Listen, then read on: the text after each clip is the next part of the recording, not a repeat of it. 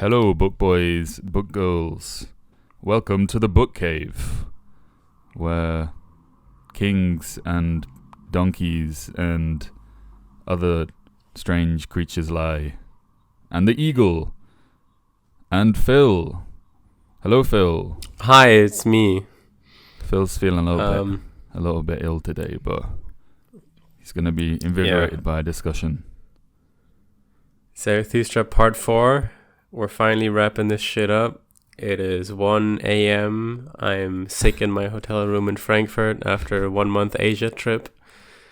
So let's do this. So, where should we begin? Let's start talking about just the general structure of part 4, because I think it's quite different to the rest of the book.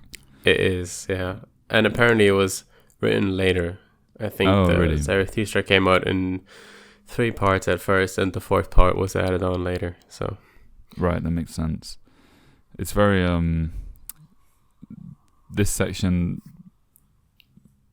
basically begins with Zarathustra leaving his cave and encountering a bunch of people, some of which he'd already encountered previously in the book, as far as I understand. And then he kind of collects them all in his cave and visits the cave at the end. And there are all of these kind of, there are more kind of discourses, and it feels a bit more like it feels like a summary in a lot of ways. Not so many chapters on specific parts of Zarathustra's philosophy, although we do get some things for sure. What are your kind of... Yeah, there's a bit more narrative with this one. And the whole thing, I think the whole part of 4 is pretty much 1 day of time, right? I think unless the first couple chapters might be a couple days in advance or something, but I think it pretty much starts with 1 morning and then goes through 24 hours more or less. Right, yeah, I see. That is different. As opposed to the rest of the book, which is kind of, some... 30 years. Yeah, 30 years pass in different stages, yeah. Cool. So, Cool. Where do we begin? We begin... Well, I would say we might as well begin with the first sentence of part 4, which, we go straight back to our theme of shitting on compassion. So he says, where in the world happened worse? I have the German, but I'll read it. basically he says, he says let me just let me read the quote. Okay. He says, "Alas, where in the world have there been greater follies than with the compassionate? And what in the world has caused more suffering than the follies of the compassionate? Woe to all lovers who cannot surmount pity. Thus spoke the devil to me once. Even God has his hell. It is his love for man. And I lately heard him say these words, God is dead. God has died of his pity of man." Yeah. So we're already back into our main themes: the death of God, pity sucks, compassion sucks. Again, we've discussed this I think every time, but the German term Mitleid is sometimes translated as compassion, sometimes as pity, sometimes as maybe empathy or something like that. So it's right, yeah. Just be aware that whenever we talk about this, we're talking about the same concept, the German Mitleid, that is previously discussed in this book as well. Great.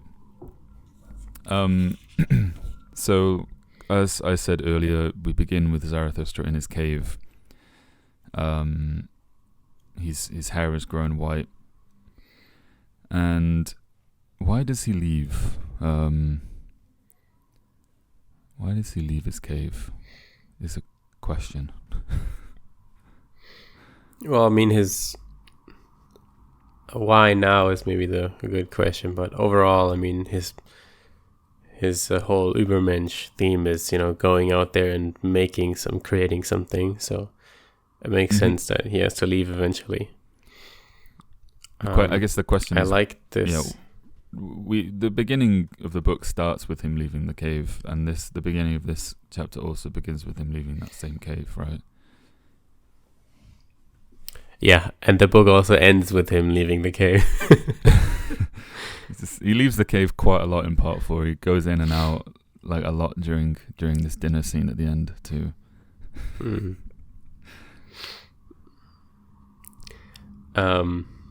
It's almost like a door in your house that, you go through that door every day. What? It's pretty crazy. Anyway, I like the title of this first real chapter here, which in German is Das Honigopfer. What is it in English? I'm curious. Yeah, the cry of distress. No, it must be before that. Oh, the honey offering. Oh, of part 4. The right. honey offering. Okay, yeah.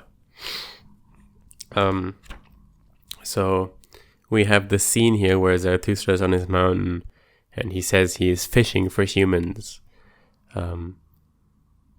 So previously we had Zarathustra going down into the marketplace and actively talking to people, but he has changed since, and he's now he's fishing for people from the mountain. So yeah, the honey offering here is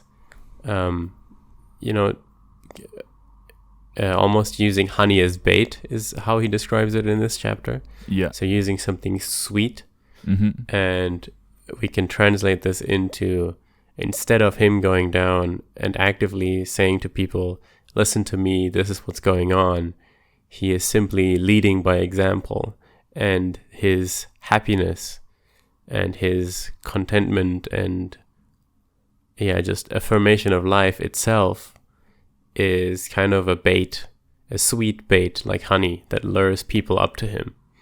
Yeah. There's a quote here. He says, open up and throw me your fishes and glistening crabs. With my finest bait shall I bait today the stranger's human fish. My happiness itself shall I cast far and wide, between sunrise, noontide, and sunset, to see if many human fishes will not learn to kick and tug at my happiness, until they, biting on my sharp hidden hooks, have to come up to my height, the most multicolored groundlings of the abyss to the most wicked of all fishers of men. We do get some more. Very cool. We'll return to the market thing, because there are a couple of references to that in this chapter. But yes, he kind of, I guess this is the development. In the beginning, we have the marketplace, and then at some point he kind of rejects the marketplace, and I think that part of the book is he's moving away from that, and he's it's almost a bit, it's cynical, I guess. But here it's like, okay, let me give out to the world, and whoever comes kind of thing. And it's much more optimistic and positive and uplifting by comparison.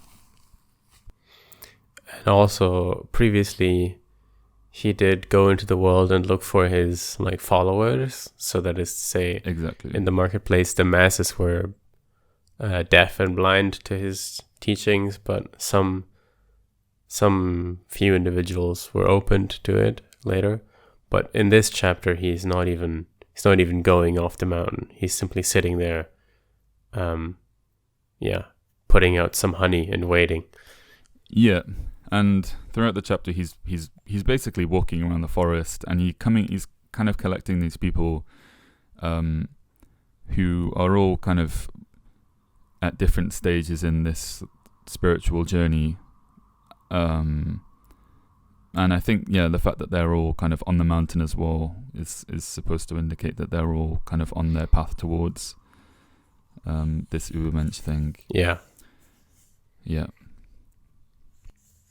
All right. Okay. So let's dive into. He meets. Yeah, we meet the prophet. That's how he's called in English. Okay, the prophet. Mm-hmm. In German, it's more a direct translation would be something like the fortune teller. Right. It's a bit less like religious, right? Right. Yeah. Okay, that's interesting to know. So, yeah, this guy is, telling Zarathustra, bro, you're gonna get tempted by the highest sin that you always preach, by mitleid, by compassion, by pity. You're gonna fall prey to it yourself. And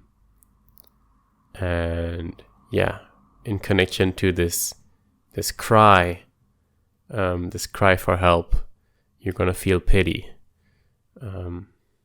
And the cry, as we find out later, comes from the higher man, whatever that means at this point. Mm-hmm.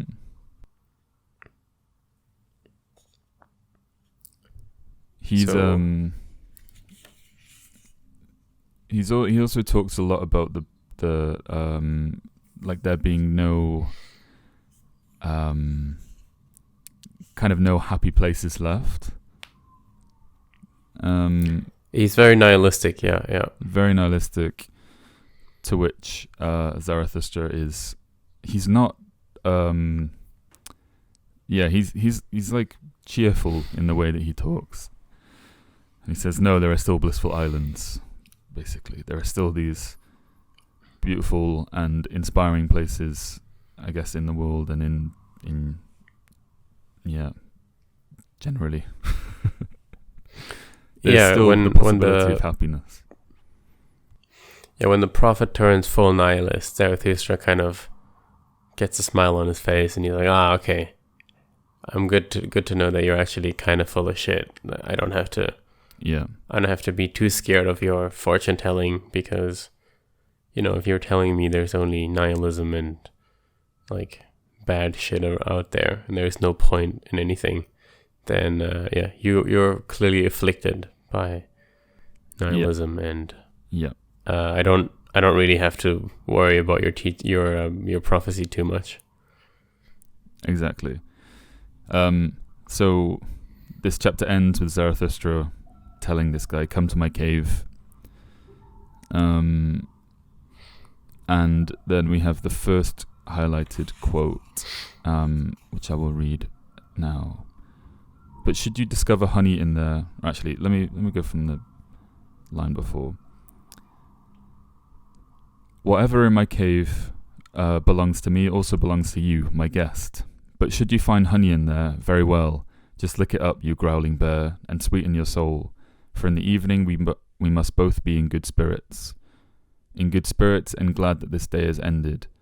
And you yourself shall dance to my songs as my dancing bear. You do not believe it? You are shaking your head? Very well, go on, old bear. But I too am a prophet." And the dancing is in reference to a couple lines before, where the prophet they're kind of having this like battle of nihilism versus optimism, I guess. Mm-hmm. And the prophet is saying, "You will dance to me." Essentially, like you will dance to my nihilism, and Zarathustra's Mm-hmm. like, "No, you'll come to my cave and you'll dance to my higher spirit." Yeah, that's why I thought it might be a bit confusing that he is called the prophet, because Zarathustra says at the end in German, "Ich bin auch ein Wahrsager," so I can also tell the future, basically. Yeah. Whereas, a prophet has a different connotation. Like, Zarathustra, the prophet, like as a historical figure, for example. Yeah, and I think so. Yeah, like I've spoken about this in the previous episode. This translation that I'm reading is different to the one from the first two. I don't have the original like physical book with me. Right. And this translation is not as good, I feel, in a lot of ways. in terms of like the way that it feels when I'm reading it, but also, it's a bit worrying to see the word prophet, because I feel like earlier in the book we have quite this like, distinction between Zarathustra like not being a prophet, not having any religious connotation, and also kind of not like a prophet is a kind of an object of deference or worship, and claiming that you're a prophet kind of insinuates that you also claim that deference and that right. Yeah, you know what I mean? Like, so that doesn't, it's not very good, but whatever. We continue on. Yeah, so we have collected the first member of the cave squad by using very cute analogies such as a bear licking honey. I mean, that is just kawaii as fuck. So we continue on with the next people come into the cave, which are the kings, the two kings. And I really like this chapter, just the overall flow of it. And, this, I was really in the scene reading this, which, is not typical for this book. So, but I just, it's a really cute chapter. And do we have any quotes marked for this? I'm sure we have. We do, yeah. So we also, another thing important is we're introduced to the ass. The two kings are accompanied by this donkey, and obviously, the donkey has like quite like religious connotations. It reminds me of like the birth of Jesus Christ, like in the manger and with all the animals. And it's also, like considered a stupid animal, and obviously an ass is like a clear has a clear meaning there. The ass also, unlike the other animals, doesn't actually speak. He just says like "yeah," like a donkey noise. So the ass becomes important further down the line. I've got one quote here. I'm not sure how this ties up with that specifically, but we can just jump into it anyway. It says, "And when there are even the last men and more beast than man, then the value of the rabble rises higher and higher, and at last the rabble virtue says, Behold, I alone am virtue." Yeah, so to put this into context, the kings and Zarathustra are kind of bonding over the fact that, the regular world has kind of gone to shit a bit, that kings aren't what they used to be anymore. They've kind of fallen from grace, but also the rabble that's trying to step into its place is also just shit. So we have this kind of, inverting the hierarchy, but replacing conventional kings with, and this is obviously interesting to put into the context of the 19th century as well, but kind of just this like grassroots kind of socialist-ish consciousness of the masses as people who want to rule themselves, so to speak, or like to put it even in more socialist terms, like a dictatorship of the masses even. So I like this. Can you read the quote again in that context then? "And when there were even the last men and more beast than man, then the value of the rabble rises higher and higher, and at last the rabble virtue says, Behold, I alone am virtue." Yeah, so I mean, we've talked a little bit about this kind of theme when we talked about things like the people's history versus the great man theory. I think we talked about that during Faust, but yes, the idea that being the simple life itself, being part of the rabble, simply not being part of the upper class, that itself makes you virtuous. That's kind of the socialist kind of doctrine, right? Or even like, we don't even have to go to socialism, even like more right-wing movements have had that kind of character to it, where it's like the simple man who works and earns his bread, that itself is the highest virtue, and all these other maybe older or maybe like more elite virtues we reject.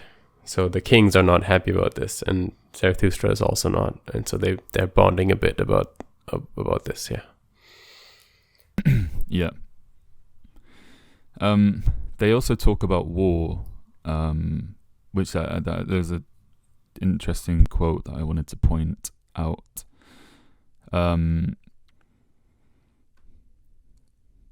They say, "We must hear him who teaches. You should love peace as a means to new wars, and a short peace more than a long. No one ever spoke such warlike words. What is good? To be brave is good. It is the good war that hallows every cause. O Zarathustra, at such words the blood of our fathers stirred in our bodies. It was like spring speaking to old wine casks. Our fathers loved life when swords were crossed like red-flecked serpents. They thought all sons of peace faint and feeble, but the long peace made them ashamed. How they sighed, our fathers, when they saw resplendent parched swords upon the wall. Like them they thirsted for war, for a sword wants to drink blood and sparkles with its desire." To this, Zarathustra is... In fact, let me just continue.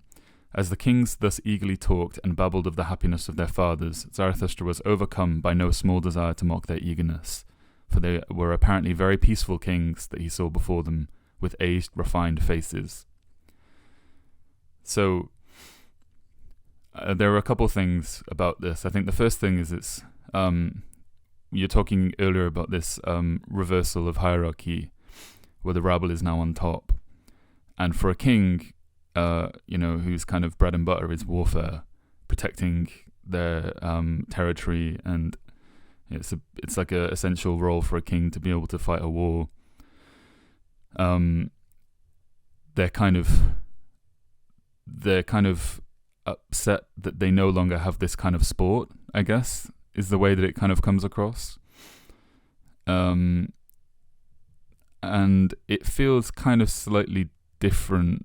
Maybe this is just me putting my interpretation into it, but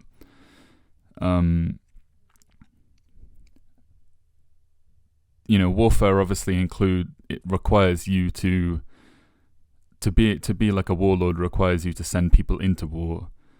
And so it sounds more that they're kind of upset maybe at the fact that they can no longer send people into war than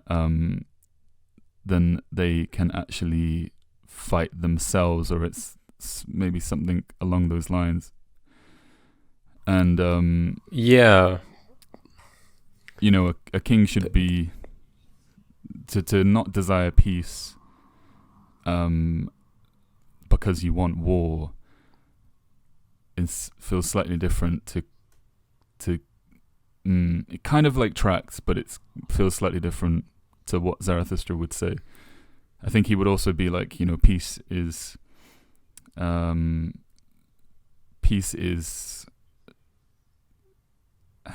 would you say, like in peaceful situations you don't grow and you shrivel up and you decay, and so you must find wars for yourself.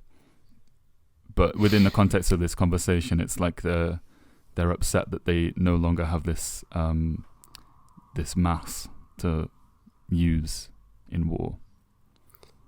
Yeah, and Zarathustra smiles at the end there because the kings look kind of, as you said, shriveled up and withered from like long peaceful times. So even though they're saying like, they're preaching this like, all our grandfathers and the kings of the past, they were great warlords, whatever, these kings clearly are not. So they're longing for some distant fantasy maybe of war even.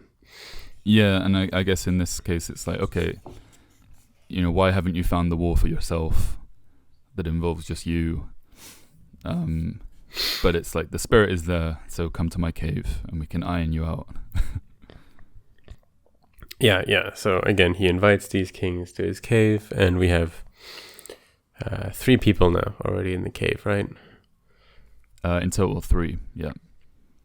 Yeah, 2 kings, 1 donkey, and the fortune teller. Okay. The next we have the chapter called The Leech. And here Zarathustra steps on, I think it's like the second person that he's stepped on in Zarathustra. So he steps on this man.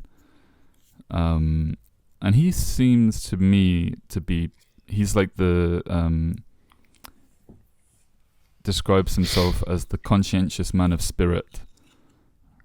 And he came across to me, if I think this is the guy, to be the most kind of correctly on the path, the one who's the least drunk on religious power or weird fortune telling or religion. But he's afflicted with this leech. So what is the leech? I didn't really figure that out, to be honest. What does the leech symbolize?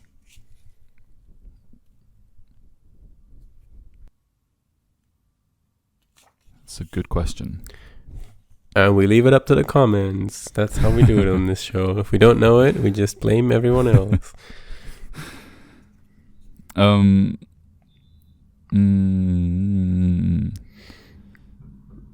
Wait, is this the one where he steps on the guy and then he's That's like, it. Ouch.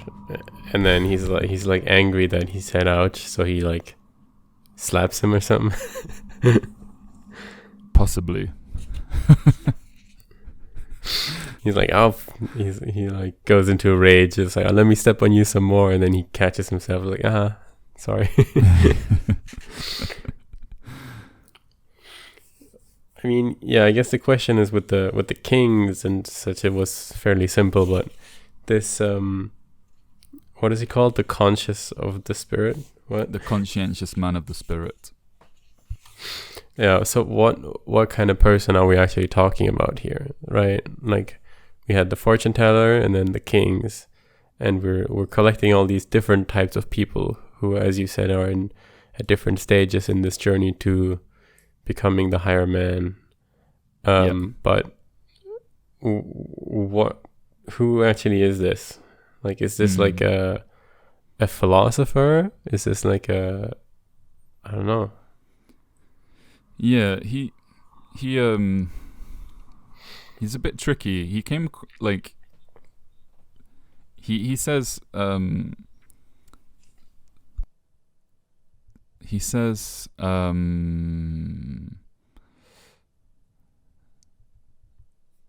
are a couple things.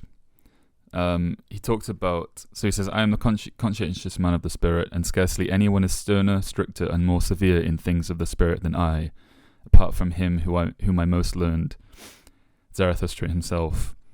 Better to know nothing than half know many things. Better to be a fool on one's own account than a wise man at the approval of others. I go to the root of things. What matter if it be great or small, if it be swamp or sky? A hand's breadth of ground is enough for me, if only it be thoroughly firm ground. A hand's breadth of the ground, one can stand upon that. In truly conscientious knowledge there is nothing great and nothing small. So I guess he comes across to me as like he's firmly like invested in the teachings of Zarathustra, and he kind of knows, maybe he's like a guy that speaks about what he knows, or like not in an intellectual sense, maybe like a kind of as a almost disciple like, maybe. Yeah, he talks a bit like a monk, almost like a Buddhist kind of monk. like being, I don't know, he's like striving for enlightenment and like, having even a hand's breadth of ground is enough for me. Like, being able to make do with the like physical bare minimum, but like striving for the spirit. And it's a bit unclear here whether this spirit is meant as like in Christianity the Holy Spirit, whether this is like a religious kind of thing, or whether he's talking about like the spirit as in the human mind, right? So I think that's why I'm having trouble placing this character, because I can't tell if he's like an esoteric kind of monk guy, or if he's more like a realist, human spirit kind of guy. He came across to me as like the one amongst all of the men that he comes across as the most walking the line towards the Übermensch the finest than others, and with some and later when the ugliest man later tricks the others into like some bullshit, I think he calls it out. So, that's right.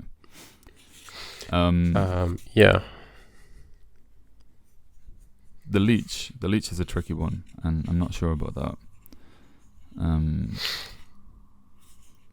I have no notes on this chapter, so maybe we'll just move on. Good guy. Yeah, good guy. So next we meet the sorcerer, and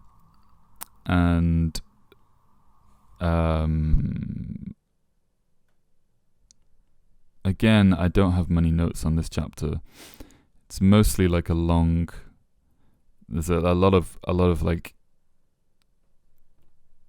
wailing. This man wails this long poem. The problem with this book mostly for me are the songs.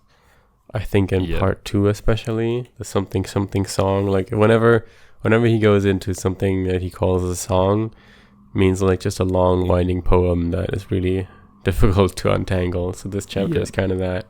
But also, long story short, the sorcerer also is added to the cave. And like in my mind, I had trouble later keeping the sorcerer and the fortune teller apart, because I couldn't really tell like what is the real characteristic of the sorcerer. Like, what kind of person is this?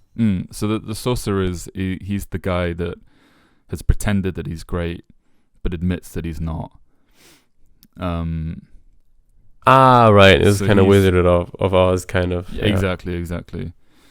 So he gives this like, I think probably the reason that this little song is so insufferable is because it's supposed to show that so it ends with Zarathustra hitting him on the head with his stick. He says, "Stop, you actor, you fabricator, you liar from the heart. I know you well." So I think he kind of sees through his bullshit, and then the sorcerer goes to say, "O Zarathustra, I am tired of it. My arts disgust me. I am not great, but why do I pretend? But you know it well. I sought greatness. I wanted to appear a great man, and I convinced many, but this lie has been beyond my strength. I am collapsing under it. O Zarathustra, everything about me is a lie, but that I am collapsing, this is genuine." "It honors you," said Zarathustra gloomily, casting down his eyes. "It honors you that you sought greatness, but it also betrays you. You are not great. You evil old sorcerer, this is the best and most honest thing that I honor in you, that you have grown weary of yourself and have declared, I am not great." So this is the development of this guy. And I think, nice. I liked this. I thought, drop the pretense and admit you're not special, and this is the ground that you build on. I think this is the whole kind of this is an essential part of like working towards this goal, this aspiration of the Übermensch, is not doing things with the eye of other people in mind, and not seeking that that greatness in the eyes of others, because if that's your only kind of point of reference, then you'll grow on this like pile of lies, essentially, and this pile of opinion which is not necessarily true. And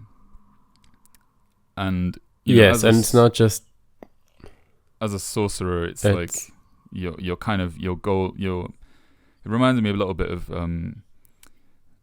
the the intellectual society in The Fountainhead, who confused with their words to the point where they're like, people think, oh, they must be great. Yeah. But I think essential about the sorcerer character here is also not just that he realizes that he's not great.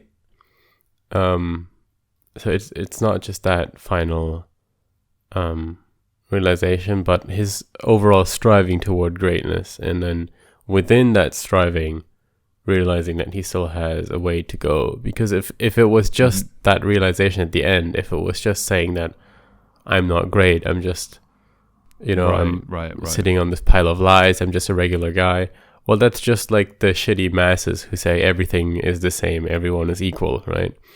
I think the reason why Zarathustra likes this guy and why he's eligible to visit the cave is that he is striving to become a great man to begin with. And that's what sets him apart from the equality praising masses. This guy's like, no, I'm going to be better than you guys. Yeah, good point. There's a nice quote at the end as well I wanted to read. I think it reads well in English, and it also feels like quite a nice sort of metaphor for this. He says, I myself, to be sure, I have never yet seen a great man. The eye of the subtlest is crude today for what is great. It is the kingdom of the mob. I have found so many who stretched and inflated themselves, and the people cried, behold a great man. But what good are all bellows? The wind escapes from them at last. A frog that has blown itself out too long explodes at last. Then the wind escapes. To prick the belly of a puffed up windbag, I call a fine sport. Hear that, lads. I love this like bellows inflation thing, like the bellows being like the praise of the masses, and how when they say behold a great man, it inflates you and inflates you, and you get this like hollow sense of self, but at some point something has to give, and the wind escapes and you explode, and now you realize that it was all built on this pile of lies. I think, and this is also part of, if we want to put it into more contemporary terms, this whole black pill, white pill thing. So in the last chapter we had, or in the previous 2 chapters, we had the discussion about the fortune teller or the prophet being like nihilist and being like, if you want to say black pilled, right? Like everything is just gonna suck anyway. And Zarathustra is optimistic. Combining this with this like inflated great man theory brings us to a point that's often mentioned in kind of libertarian circles as like, if you really look at our opponents, if you really look at like the great men of the state that are, posing as this like all-knowing, whatever, presidents, chancellors, ministers, like we know better for you how you should live your life than yourself. These are often not great men. They are usually inflations, and some of our politicians are so retarded that it's I think that's actually very, very hopeful, and that's how you can also get out of this kind of depressed fortune teller mode, by realizing that the great men of the masses are actually in inflations, and they're not really much to reckon with. I don't want to mention any specific names to make this like unnecessarily political, but make it political, man. Whatever your personal convictions, political convictions are, think of who is your political opponent, like who is like one politician or a statesman that you don't like, and then ask yourself, is this person actually like an evil genius, or is this like an inflated frog who is simply in a position of power due to like the democratic structure where the masses, bellowing of the masses, and so on, right? 100%. I do kind of get this. I do feel this sometimes with subjective fields like music, for example, musicians, and you can watch like a documentary about a musician, or you can read a review about some musician's album or something, and it's always like when people are like writing about, you get a lot with musicians for sure. It's like, this person's the greatest living blues musician of all time, or this person paved the way for this and that. And in reality, like there are kind of lots of people that do that, and there are lots of people that have paved the way for a lot of different things. But that kind of bellowing of like, and I think it's also motivated by like having a good thing to write about as well. It's like for someone who's trying to create some popular piece of media, no one wants to hear about the second best. They want to hear about the best, and it's like something entertaining in that. All right, we have a lot to go, so let's slug on. Yes, so we've got another person in the cave now. Yeah. Could you read the next quote from the chapter Out of Service? Yes, got you. The world here is strange and remote to me, and I hear the howling of wild animals, and he who could have afforded me protection is himself no more. I was seeking the last pious man, a saint and hermit, who, alone in his forest, had as yet heard nothing of what all the world knows today. What does all the world know today? Asked Zarathustra. This, perhaps, that the old God in whom all the world once believed no longer lives? That is so, answered the old man sadly, and I served that old God until his last hour. Now, however, I am retired from service, without master, and yet I am not free. Neither am I merry, even for an hour, except in memories. Yeah, so in this chapter, Zarathustra meets the Pope, the last Pope, I think. And so he's talking. Yeah, so here we've got the Pope and Zarathustra interacting, and what Nick just read.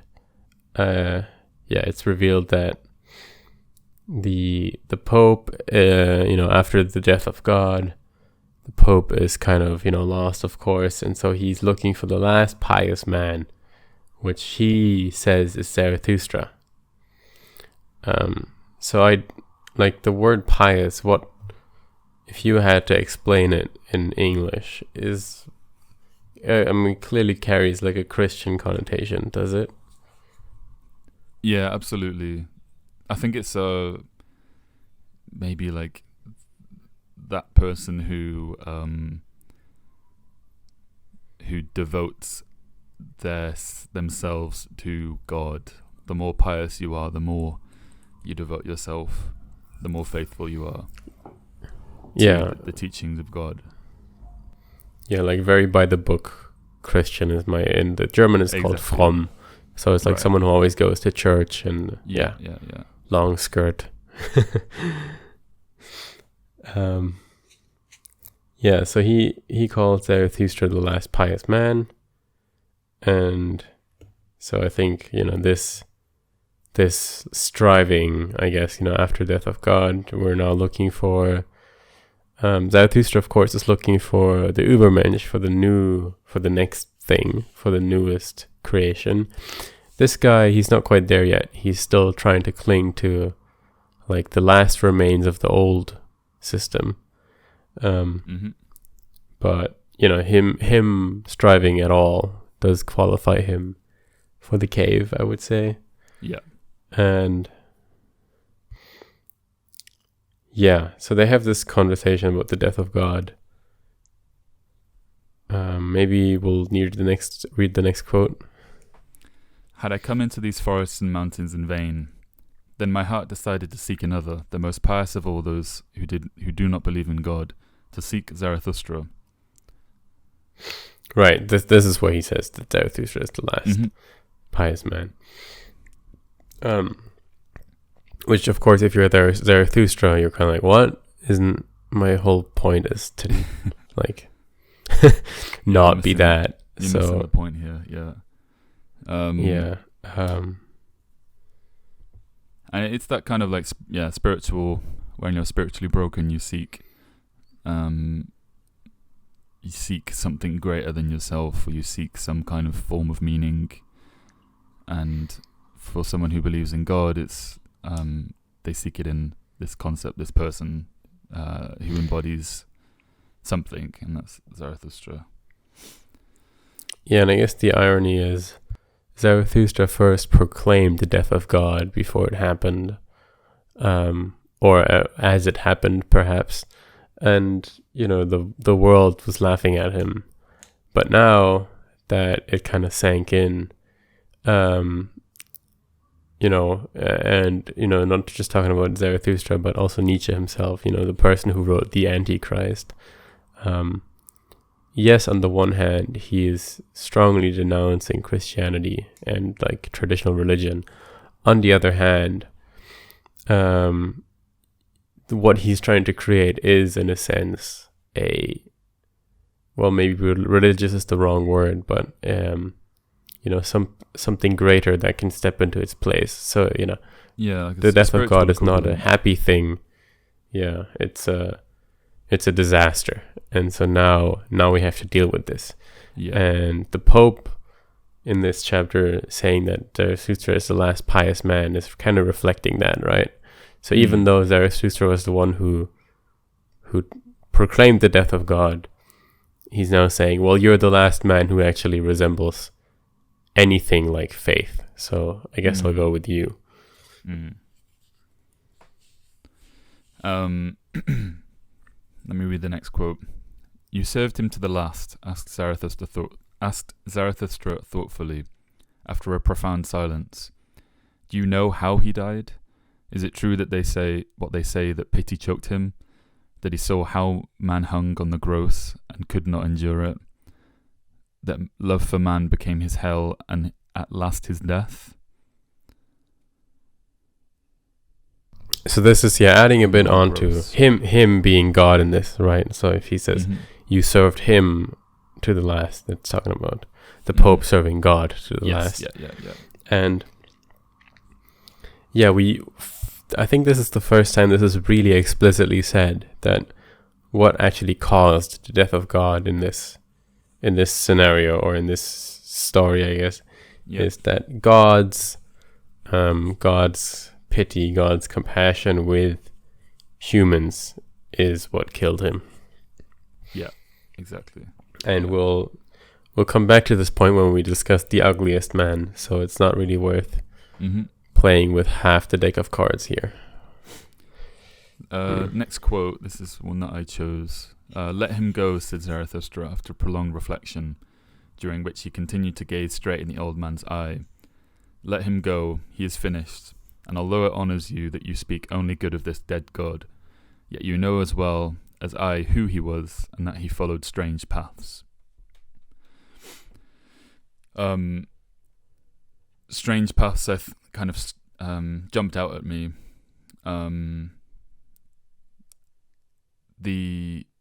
kind of made me think about like the sort of strange, it's not contradictory, but it's, you know, when we read Genesis, for example, one thing that struck me was how kind of unfair God was, and how different the concept of God felt to what I kind of understood. And these strange paths being kind of like, in my interpretation, kind of arbitrary, and but still rules that you need to follow with the threat of going to hell in the background. And, you know, following strange paths, I think a strange path to you is a path that you probably shouldn't follow, right? If a path feels strange to you, this is, yeah. Which would be explained away in the Christian sense by saying that, you know, we can't comprehend the ways of God, so yeah, exactly. Whatever he does is right by definition, and if it seems strange, then it's just us not really getting it. Yeah, and Zarathustra would, I think, saying here that if something is strange to you, that's something to be aware of. That's something to like pay attention to. Okay, next quote. Whoever honors him as a god of love does not think highly enough of love itself. Did this god not also want to be judge? But the lover loves beyond reward and punishment. Yeah, so it ties into what you just said. The God of the Old Testament is kind of a very strict and punishing God. And so combining this with the kind of New Testament God, the Jesus God that loves humans and forgives everyone, kumbaya. Kumbaya. There's a clear dissonance there, and to call this God a God of love, he says, is to really mock the concept of love, because how can this be a God of love if he, like, it's the story of Job and that kind of stuff, right? Yeah. This links very well into the next quotes too. Old Pope Zarathustra interposed at this point. Did you see that with your own eyes? It certainly could have happened like that, and also otherwise. When gods die, they always die many kinds of death. I love everything that is clear-eyed and honest of speech. But he, you must know it, old priest. There was something of your nature about him, something of the priestly nature. He was ambiguous. He was also indistinct. How angry he was with us, this short of wrath, because we misunderstood, because we mistook his meanings. But why did he not speak more clearly? And if our ears were to blame, why did he give us ears that weren't able to hear him properly? If there was dirt in our ears, very well, who put it there? He had too many failures, this potter who had not learned his craft. But that he took vengeance on his pots and creations because they turned out badly, that was a sin against good taste. There is also good taste in piety.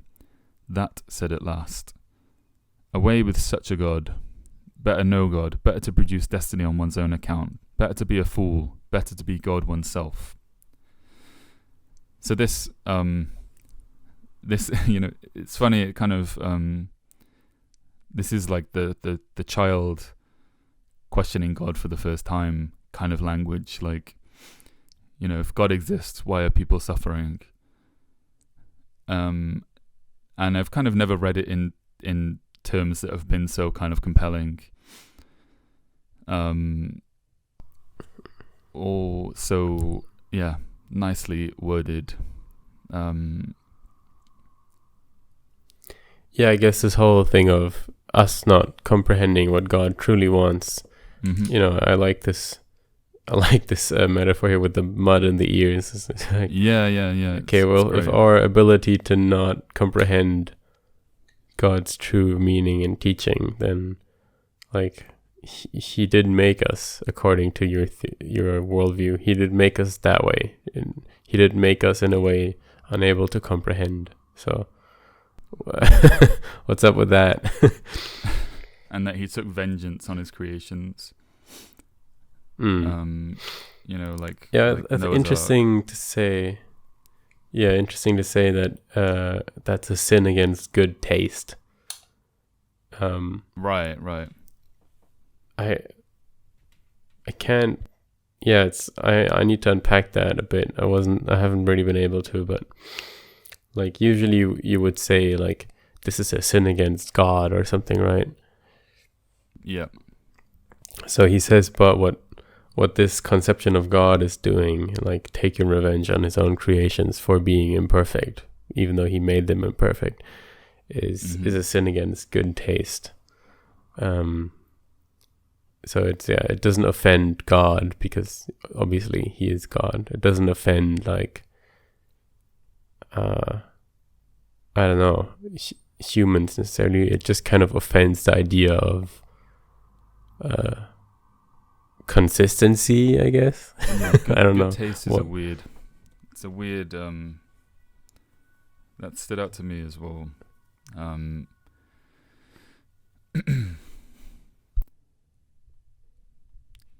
I mean, maybe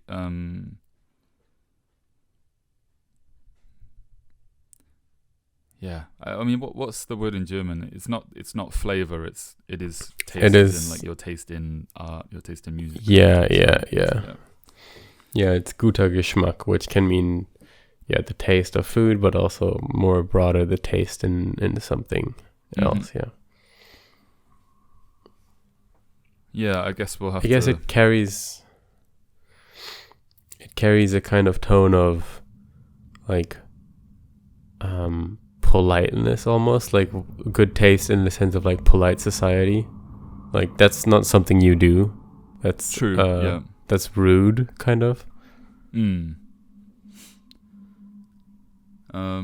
So yeah, I guess by saying good taste, he's kind of mocking God a bit, by putting it into such like unimportant terms, maybe. Right. Like if you want to really dramatize it, you know, in the religious sense, like you can dramatize anything by saying it's a sin against God. Like, oh, if you eat pork, you're offending the Lord himself.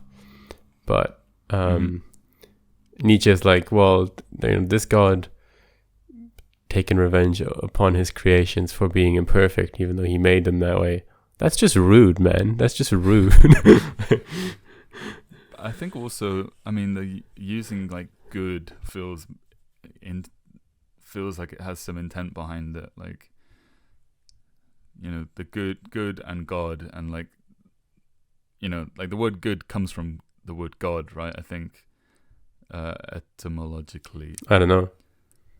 I think that's where I don't know about the German, but but I mean, it makes sense. Like, God is good. The good is that like religious striving, those religious virtues.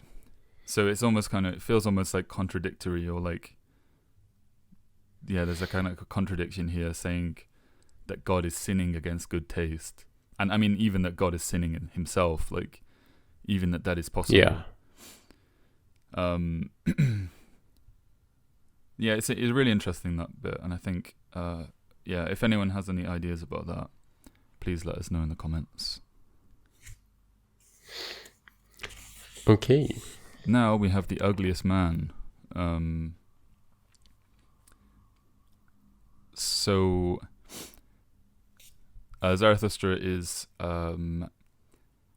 he's very happy, skipping through the forest. What good things this day has given me, he said, as a recompense for having begun so badly. What strange discourses I have found. Now I will long chew their words as if they were fine corn. My teeth shall grind and crunch them small until they flow into my soul like milk. I had this marked out because I thought it was kind of confusing. You know, he's chewing their words and he's kind of absorbing them into his soul. He's like making them milk, making them this like appetizing thing that he'd want to absorb. But everyone that he's met so far, whilst they're not completely strayed from the path, they're all kind of awful in their own ways. Do you have any thoughts on this? So he's very happy at this, like, yeah, I've found all these strange people saying these strange things. My day is better. I suppose that he started from putting out the honey offering, right? So he put out his honey and he waited. And I guess he's happy that he found people who are at least striving for something. I don't know. Like he says, he has to grind the corns down with his teeth and, make them into milk. So it's not that these people are, what they say is okay as it is. He kind of has to process it and make it into something that he can actually digest. And I guess it's not something that is something. It's not something that you would need to throw out like you would have to with the masses. It's not rotten. He can still use this. Yeah, exactly. Okay, cool. So he comes across the ugliest man. He says, he turned his glance away and lifted his foot to leave this evil spot, but then the dead wilderness resounded, for from the ground issued a gurgling, rasping sound such as water makes in a stopped-up water pipe. And at last a human voice and human speech emerged from it. It sounded thus: Zarathustra, Zarathustra, read my riddle. Speak, speak. What is the revenge on the witness? I entice you back. Here is slippery ice. Take care that your pride does not break its legs. You think yourself wise, proud Zarathustra, so read the riddle, you hard nutcracker. The riddle that I am, so speak. Who am I? But when Zarathustra had heard these words, what do you think then happened to his soul? Pity overcame him, and all at once he sank down like an oak tree that has long withstood many wood choppers, heavily, suddenly, to the terror even of those who wanted to fell it. But at once he arose from the ground, and his countenance grew stern. I know you well, he said in a brazen voice. You are the murderer of God. Let me go. You could not endure him who saw you unblinking and through, you ugliest man. You took revenge upon this witness.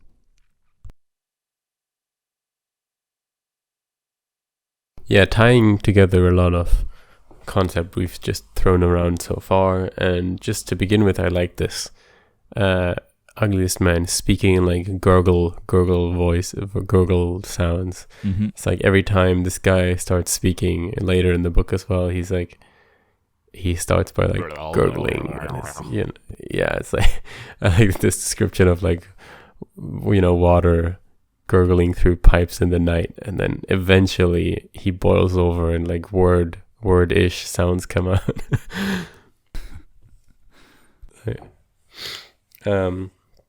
But yeah, so it's finally revealed who killed God. It was the ugliest man, and the mechanism of this.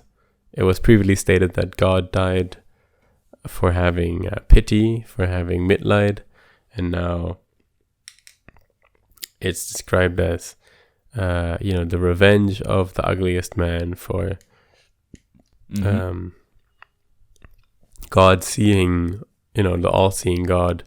He sees everything, and so he sees how ugly this guy is. Yeah.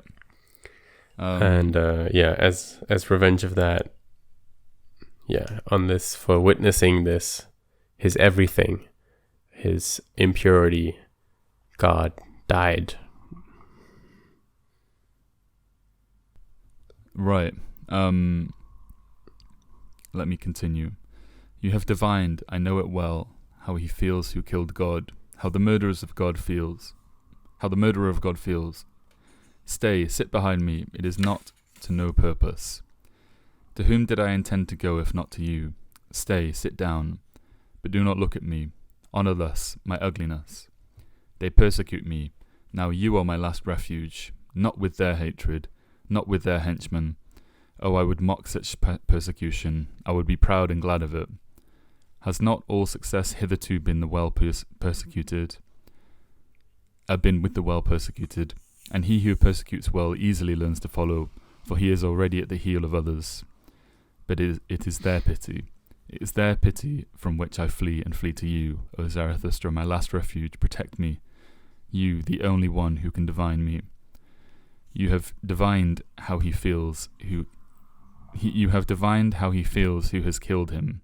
Stay, and if you will go, impatient man, do not go the way I came. That way is bad. Nice. So maybe this is the glimmer of hope that Zarathustra sees in this man. He's proud that he's persecuted, or he sees it as like a sign that he's done something well, done something good, done something necessary, that he's been persecuted by the masses.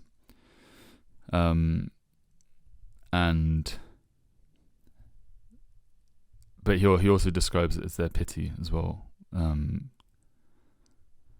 Yeah, and he's aware that pity is a sin, and so he's, at the start of this chapter, Zarathustra for an instant feels pity for this guy, which is just like the prophet foretold, right? Right. Saying that Zarathustra would fall into pity, but the reason why this guy but then he shakes himself out of it, and the reason why this guy is looking for Zarathustra is that even though all his ugliness would always result in the masses pitying him, he knew that Zarathustra, the enlightened, knows that pity is evil. So yeah, he is seeking out Zarathustra. Mm-hmm. Okay, so next quote. Who also have the biggest, heaviest feet? Where I have gone, the way is bad. I tried all roads to death and to destruction. But that you went past me, silent, that you blushed, I saw it well. By that I knew you for Zarathustra. Anyone else would have thrown me at his arms, his pity in glance and speech. But for that I am not enough of a beggar. You have divined that. For that I am too rich in big things, in fearsome things, in the ugly things, in the most unutterable things. Your shame, O Zarathustra, honoured me. I escaped with difficulty from the importunate crowd of those who pity, that I might find the only one who today teaches pity is importunate. You, O Zarathustra. Yeah, so again, Zarathustra's the only one who didn't just, fall into complete pity, and threw him his alms, as he says. And, I was thinking for a bit about who is this ugliest man? Like, what does it really mean to be ugly in this context? Obviously, we have the aspect of physical ugliness, but then, there's this idea of the all-seeing God, and so maybe this guy has committed all the sins, perhaps, like, he's so ugly in and out, like there's truly nothing good about him. But then he wouldn't, I feel like, invite him to the cave, perhaps. Like, if this guy really was just like the absolute inverse of virtue, that doesn't seem to be the case, because he's aware, for example, that pity is a sin. So I think this chapter more than anything made me realize that in this kind of Nietzschean writing, it's often not useful to use like the kind of parable way of approaching this text. So to say that everything that's cryptic in the text stands for something that's explicit in the real world. So the Pope is the Pope, obviously, and the ugliest man is the ugliest man. But what does it really stand for? Maybe that's not the right question to ask, but it's simply like we're exploring this concept of ugliness on a more on a different plane. Does that make any sense? It's an interesting words. I think so you mean like when you say a different plane, what do you mean exactly? Yeah, so I guess in a similar way that fiction, we've talked about this a little bit before, but fiction often kind of takes hold of the writer, and it's not always the case that the writer intentionally writes a piece of fiction and intentionally wants to convey some kind of one-to-one meaning into the real world. Like, let's say, a very obvious example where that is the case would be Animal Farm by George Orwell, right? Yeah. So, the animals stand for humans and the pigs are the one in charge or whatever. And then, so it's a very one-to-one parable, like metaphor. This stands for that in the real world. Yeah. But I think with higher fiction, that's often not the case. And especially in Zarathustra, it's not really that we should ask ourselves, like, in 18th century Germany, what kind of person was this ugliest man? Like, who does he really stand for? It's more that Zarathustra is exploring these concepts for their own sake, which also maybe is why this work transcends kind of time in a way that, like he's kind of taken on the concept of ugliness as an idea, not as a cryptic key to something else. Does that make sense? It's not as if it's I think I get what you're saying. It's not that ugliness is pointing to like a specific point, a specific thing in his world, and it's certainly not a critique of something specific, but it's the concept of ugliness in itself. Which, I mean, in that case, yeah, it's kind of like there is like a static definition to what ugliness means, which,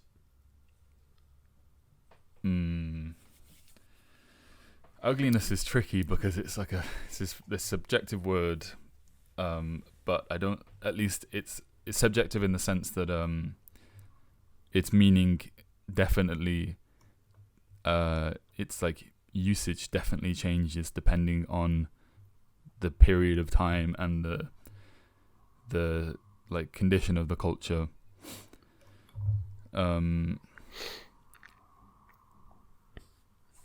I suppose maybe there are three ways this kind of we can explore concepts through fiction. So the first one, the really obvious one, would be like to say that Nietzsche really wants to talk about, let's say, I don't know, people who are like, let's say, liars, people who lie. Okay. Yeah. He doesn't like people who lie, and so he wants to really talk about them. But that's too obvious, so he uses the metaphor of the ugliest man to stand for liars. Yeah. So, and that's clearly not the case, right? Yeah. Then the second way that this kind of exploration happens in fiction is that the author isn't consciously aware of what a metaphor stands for, but he simply writes, and the kind of spirit of writing overtakes him, and it's not that he had in mind the ugliest man really stands for this specific thing, but it does stand for something. The writer is just not aware of what it really stands for. Yes. Yeah. And then the third way that I'm proposing is probably the case for a lot of Zarathustra is Nietzsche's actually beyond both of those, and that he is aware that the ugliest man is not actually a metaphor for anything else. He's like artistically chosen this word of ugliness, and he probably could have chosen a different word and still made the same point or a similar point. But he's like explaining a concept for its own sake without making a direct or indirect metaphor to anything else. Like he's not really trying to talk about something else and using the ugliest man as a metaphor. The ugliest man it's really to be taken as it is. Does that make any sense? I think so, yeah. So the ugliest man is like a what? It's an intentional embodiment of something, whether that is, like you suggested earlier, sin, or whether it's, I guess sin is the word. But then within that, it's also like whose sin? Is it the sin of the masses? Is it what the masses consider sin, or is it what Zarathustra considers sin?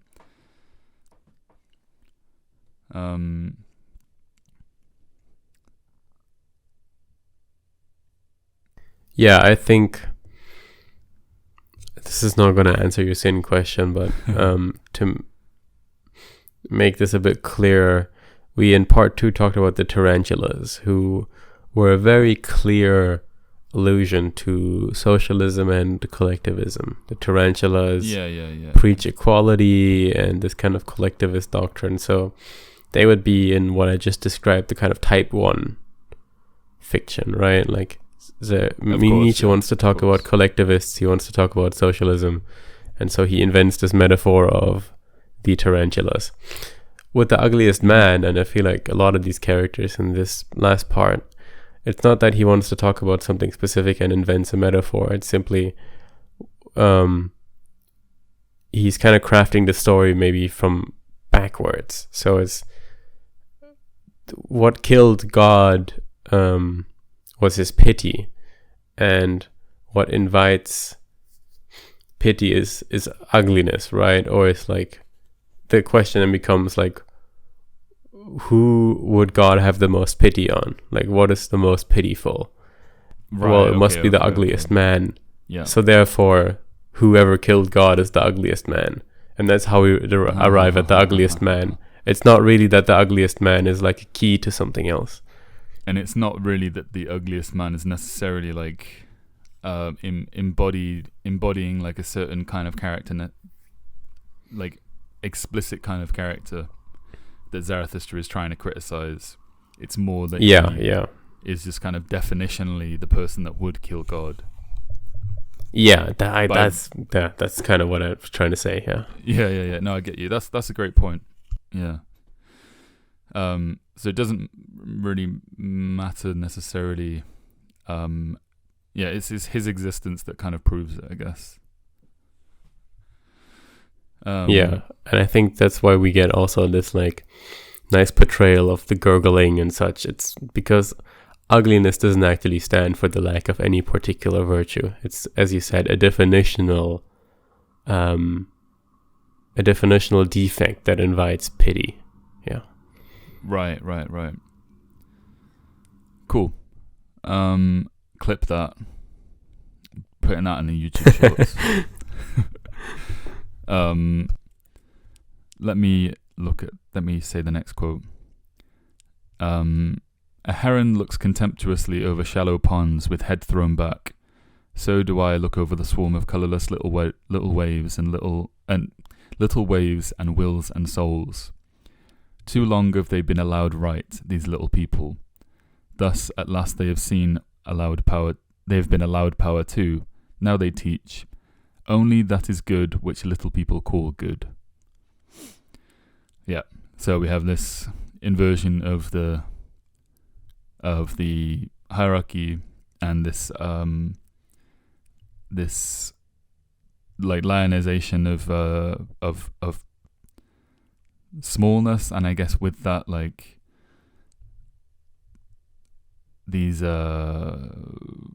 what's the word? Why can't I think of words?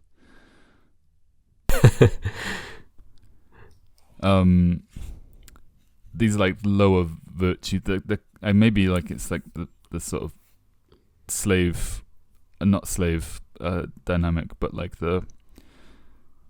being small is good, being unambitious is good, all of these qualities that Zarathustra rails against. Yeah, and I mean, we're going to talk about this more, I think, when we talk about Atlas Shrugged, which we are currently reading and will be recording very soon. But if you look at like the current situation, also like, all right, let's talk about this just for a little bit. Like, if you look at, for example, a lot of criticism against people like Elon Musk, or like the idea of like, you know, the evil billionaire stereotype. While I don't want to discount everything that critics say, like certainly if you look at, for example, Bill Gates, it is true that there's kind of a like sinisterness to like, you know, this person is posing as a charitable person and like making all these donations, but where's really the money going? And like he's setting up all these NGOs that in the end lobby more government money than he's donating. So, you know, what's this really about? I don't want to discount any of that, but on a lower level, when we talk about people like Elon Musk specifically, a lot of the criticism simply is, this guy is at the top of the hierarchy, therefore he's bad. This guy has money, therefore he's bad. This guy has created value, therefore he's bad. I am at the bottom of the hierarchy, therefore I'm good. I have not created value, therefore I'm good. I don't have money, therefore I'm good. And this is like this very inversion that he's speaking about here. It's like this, you know, the little people are, you know, are like definitionally call everything that's small great, and everything that great is shit in their mind. Yeah, I've never taken risks. I would never accidentally hurt others because I don't do anything. That kind of thing I think is also part of it too. It's kind of like virtue in not doing things, and whereas, you know, doing things obviously carries risk. If you try to do something ambitious, maybe you fail, maybe you hurt other people, maybe you hurt yourself, maybe you damage the world. And yeah, as a result, if you don't do anything at all, then you're virtuous, is the kind of, this, I think, connects to this thought too. Yeah, and like maybe 1 or 2 years ago, my analysis would have been more shallow, and I would have said it's mostly jealousy. But I don't think that's really actually it. It's more this kind of Ellsworth Toohey style. If you want to tear down greatness, you simply have to make mediocrity a virtue, kind of thing, right? Like if you praise the kind of mediocrity of the small man, then we can really take down the big virtues. Yeah.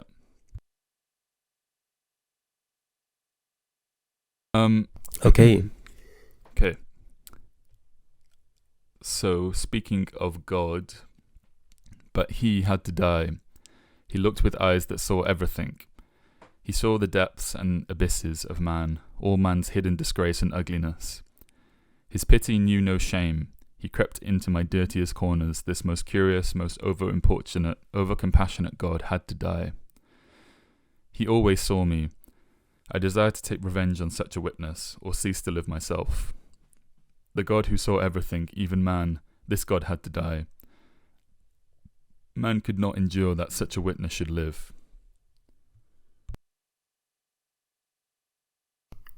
So yeah, it's like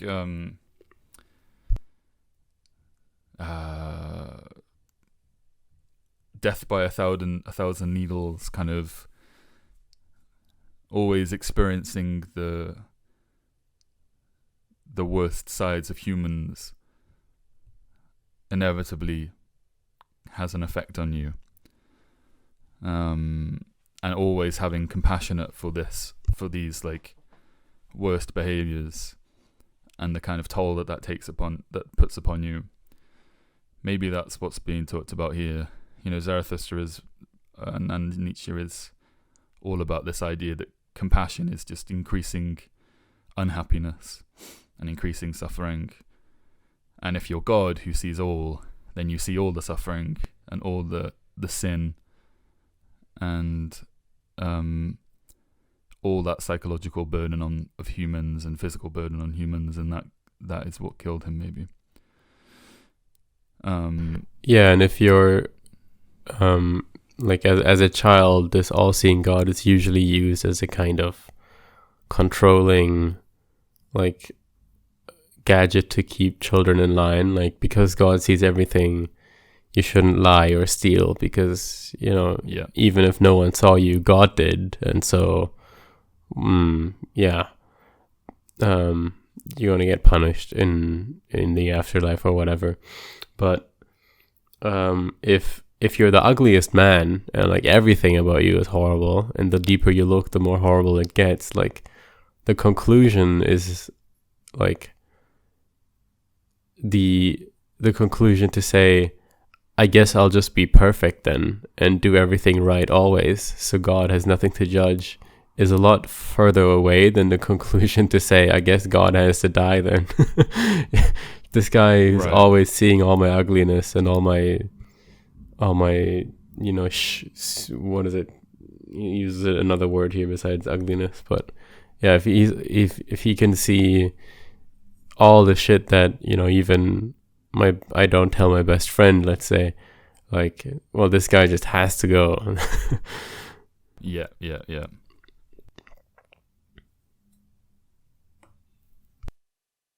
Okay, I think we should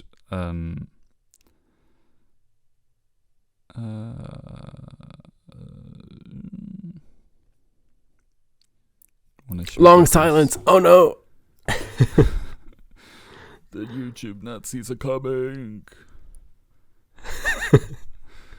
I think we should go to the next chapter. The voluntary beggar. Yes. So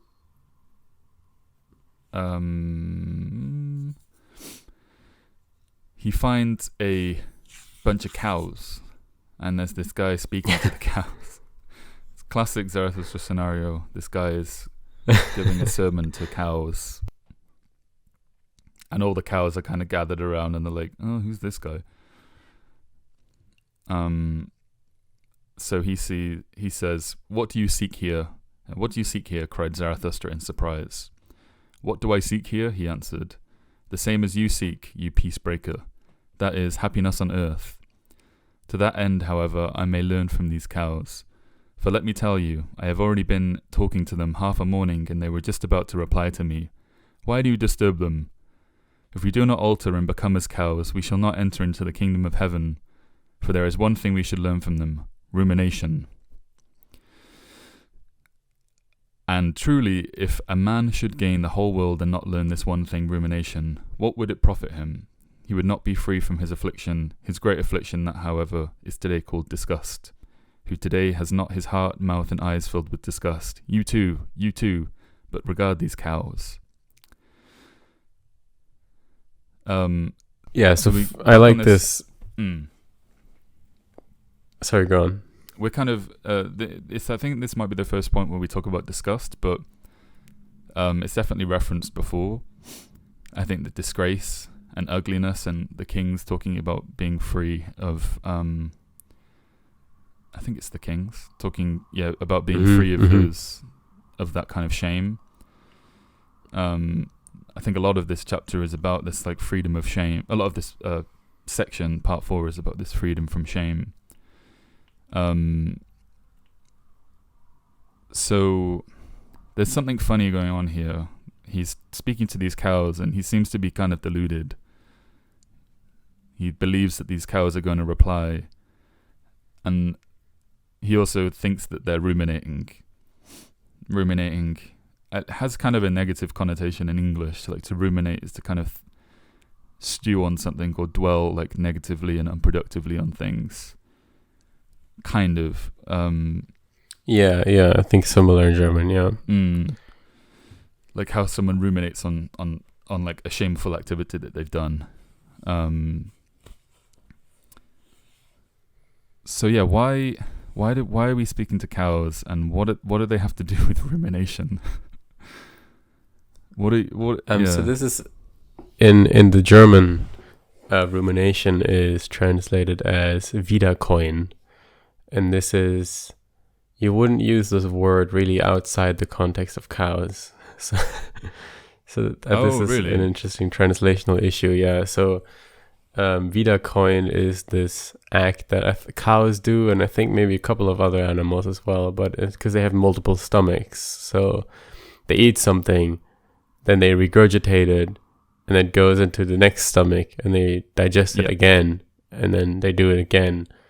And so, yeah, I guess like, as you said, stewing on this idea for a while, or like regurgitating it back up and digesting it again. So but the German word here is mostly usually applied to cows, and you wouldn't really like using it for humans. You can do that. Like, why are you ruminating on this idea? But it's almost funny in a way, like that you would use this word for people.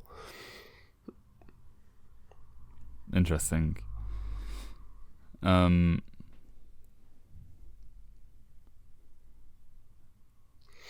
yeah, this guy, he's fed up with humans, right? So that's why he's talking to the cows. It's like,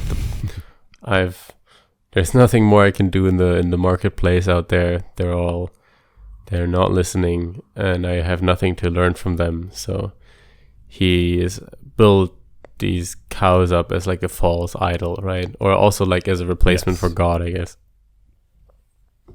Something to learn from. And there was a specific line in the quote you read, like, if you don't become like the cows, you won't enter the kingdom of heaven, or something like that. Exactly. Which is a famous Bible quote, except it's children, right? Or a Jesus quote, I think. If you don't become like children, you won't get access to the kingdom of heaven. And children also being a common metaphor in Zarathustra. So I think this is just a comedic thing where he makes this guy say this line, except with cows. Like a perversion of it, yeah. And if we know anything about animal symbolism in Zarathustra, we probably, it's pretty consistent, I think, Nietzsche's animal hierarchy, or his treatment of animals. I don't think we would think of cows as particularly aspirational animals, things that we'd want to become. And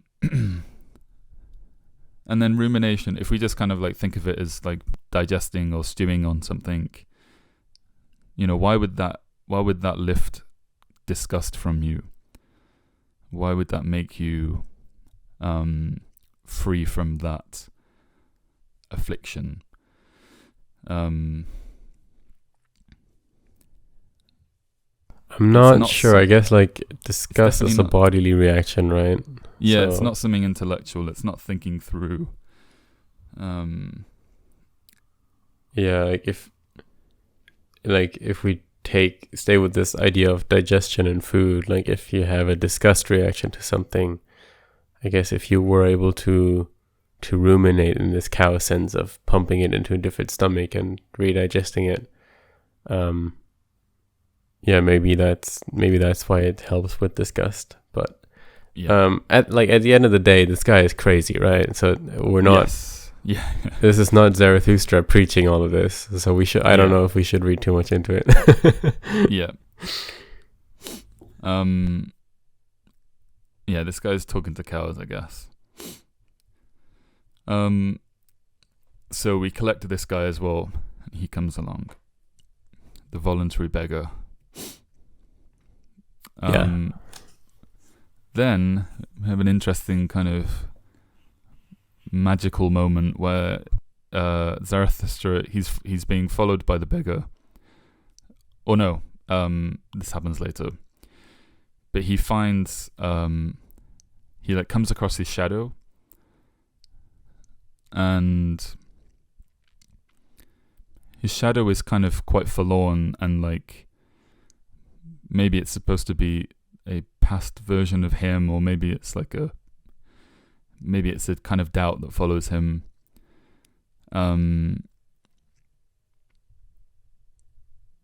So, yeah.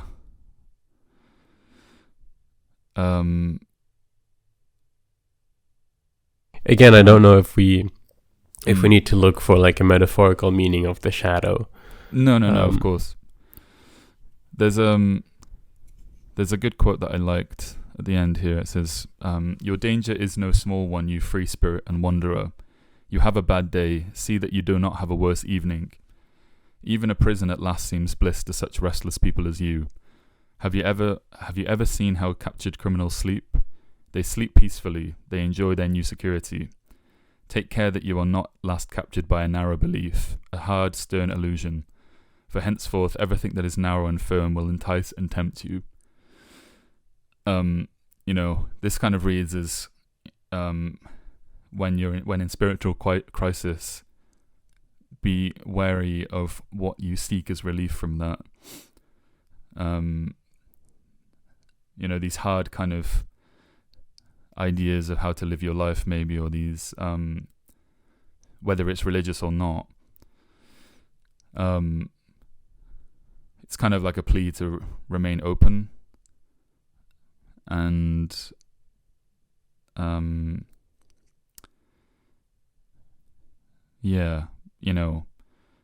when you're a criminal, when you're in prison, the boundaries of your life are clearly defined, and so the possibility of your action and the possibility of your thinking get limited as well.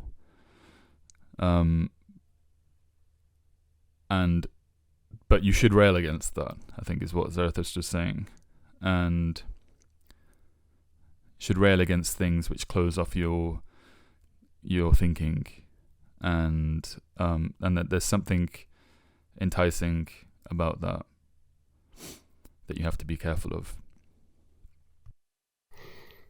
Yeah, to be honest, I didn't get much out of this chapter, so I can't help you with that one. But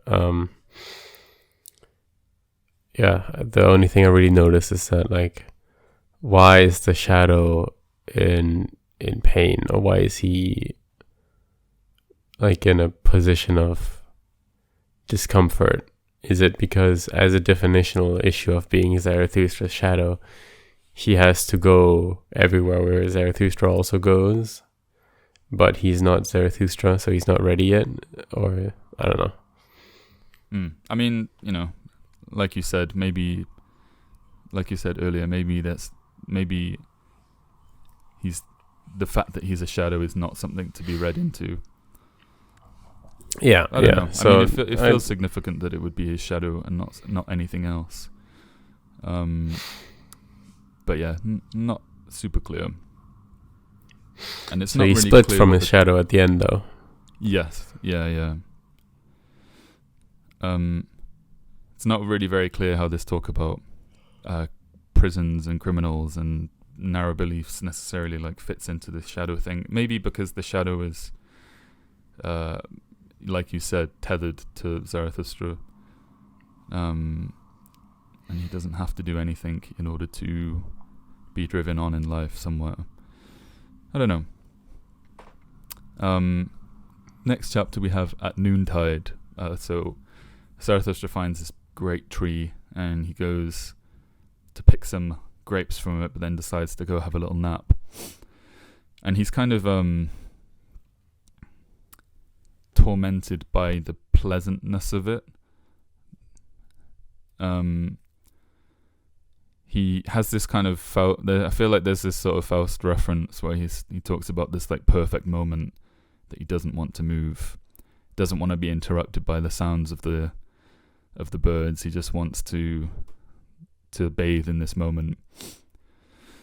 But then he's kind of I think he's like, you've slept enough, you need to get up, you need to keep moving, you're lazy, blah blah blah blah blah. But at the end of the chapter, it says, "Thus spoke Zarathustra and raised himself from his bed beside the tree as from a strange intoxication, and behold, the sun was still standing straight above his head. One might rightly gather from that, however, that Zarathustra had not been sleeping for long. And this like stood out to me as like, I don't know, this, I feel like there's something here.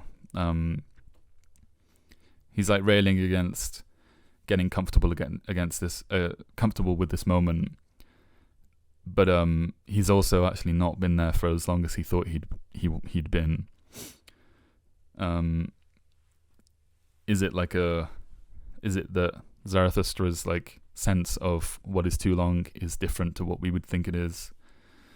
I don't know, but yeah, that stood out to me. It's also the situation with the shadow that makes this following chapter interesting, because if the sun is straight above you, you don't have a shadow, right? You don't cast a shadow. Right. So he's splitting with the shadow, and then it being noon for the entirety of that chapter is, I don't know if there's any deeper meaning to it, but it's artistic, I guess.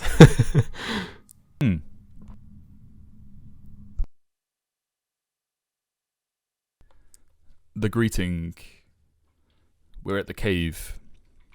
And when he arrives, there's this interesting, maybe like it's foreshadowing of what's to come.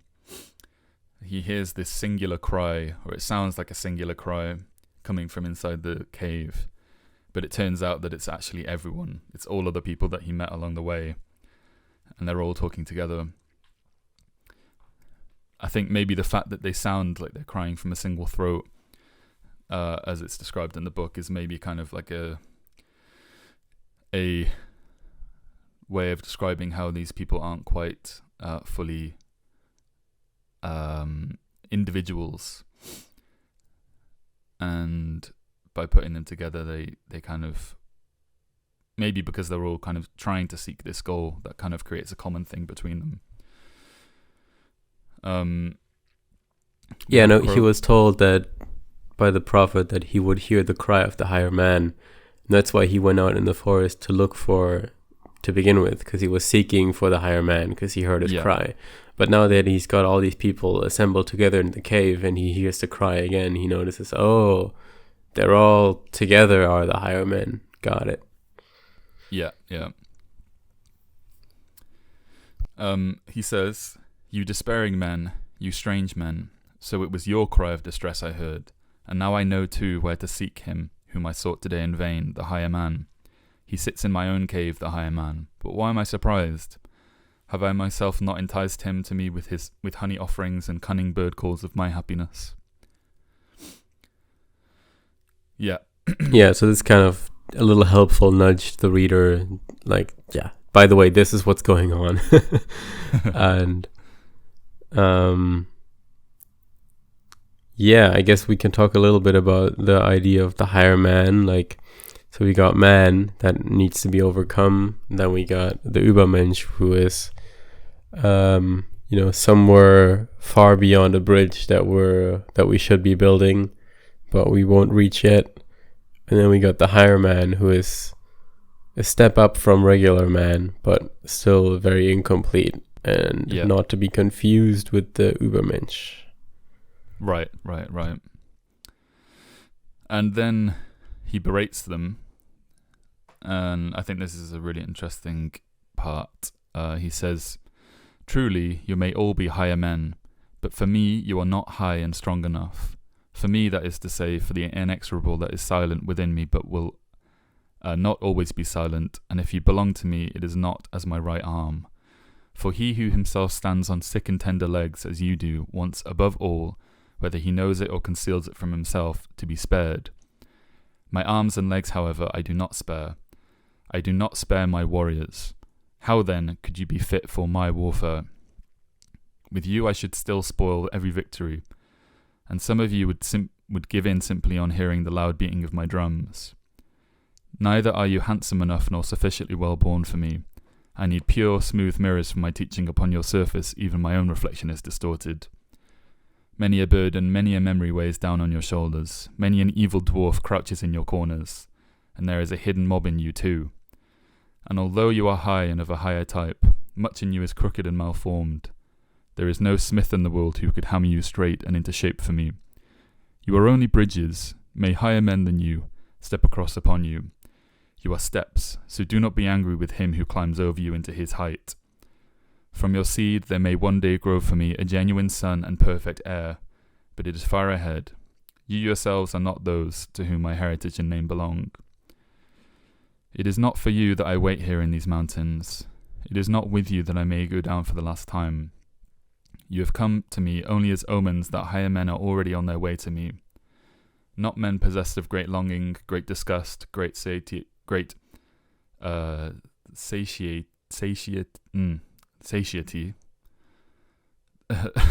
that which you call the remnant of God. No, no, thrice no, for it is others that I wait here in the mountains, and will not lift my foot from here without them. For higher, stronger, more victorious, more joyful men, such as are square-built in body and soul, laughing lions must come. O my guests, you strange men, have you yet heard nothing of my children, and that they are on their way to me? At this point, we kind Very of... cool. Yeah, it's great. It's kind of like, know your place and be content with that, and know that this is a grand project.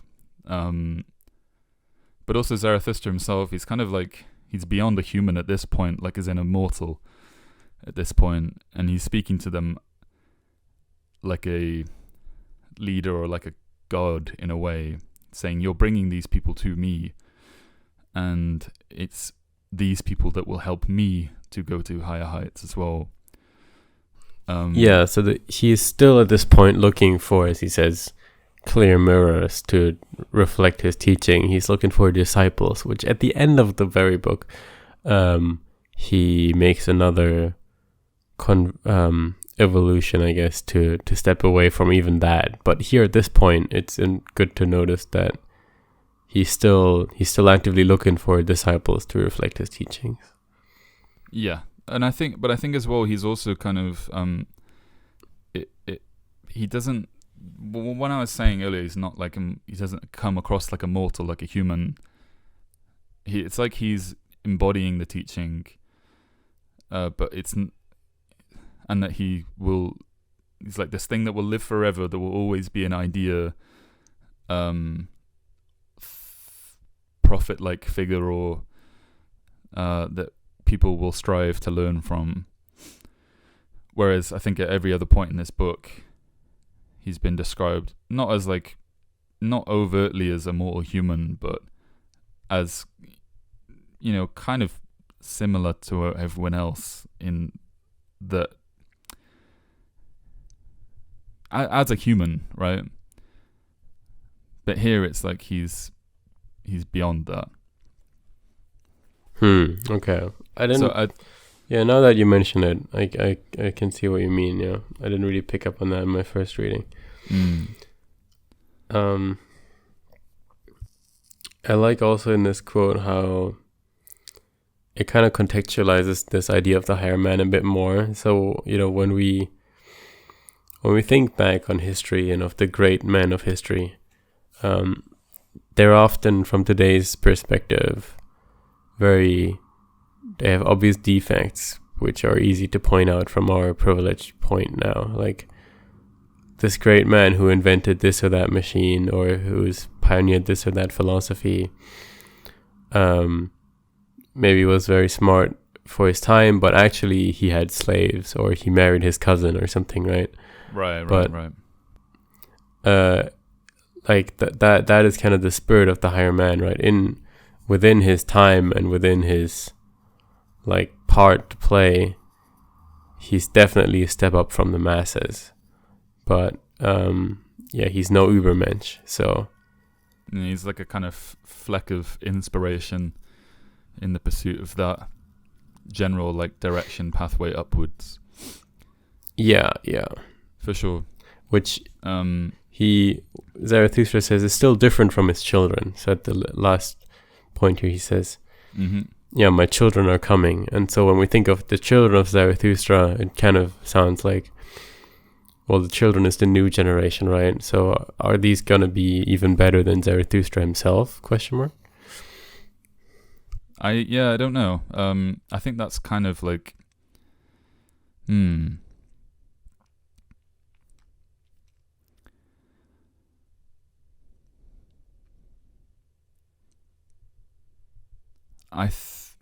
maybe. At the very least, it's they're all on that direction, building that bridge, building their bridges. We have the Last Supper. So they all have their dinner. Obviously, there's heavy reference to the Last Supper with Jesus H. Christ.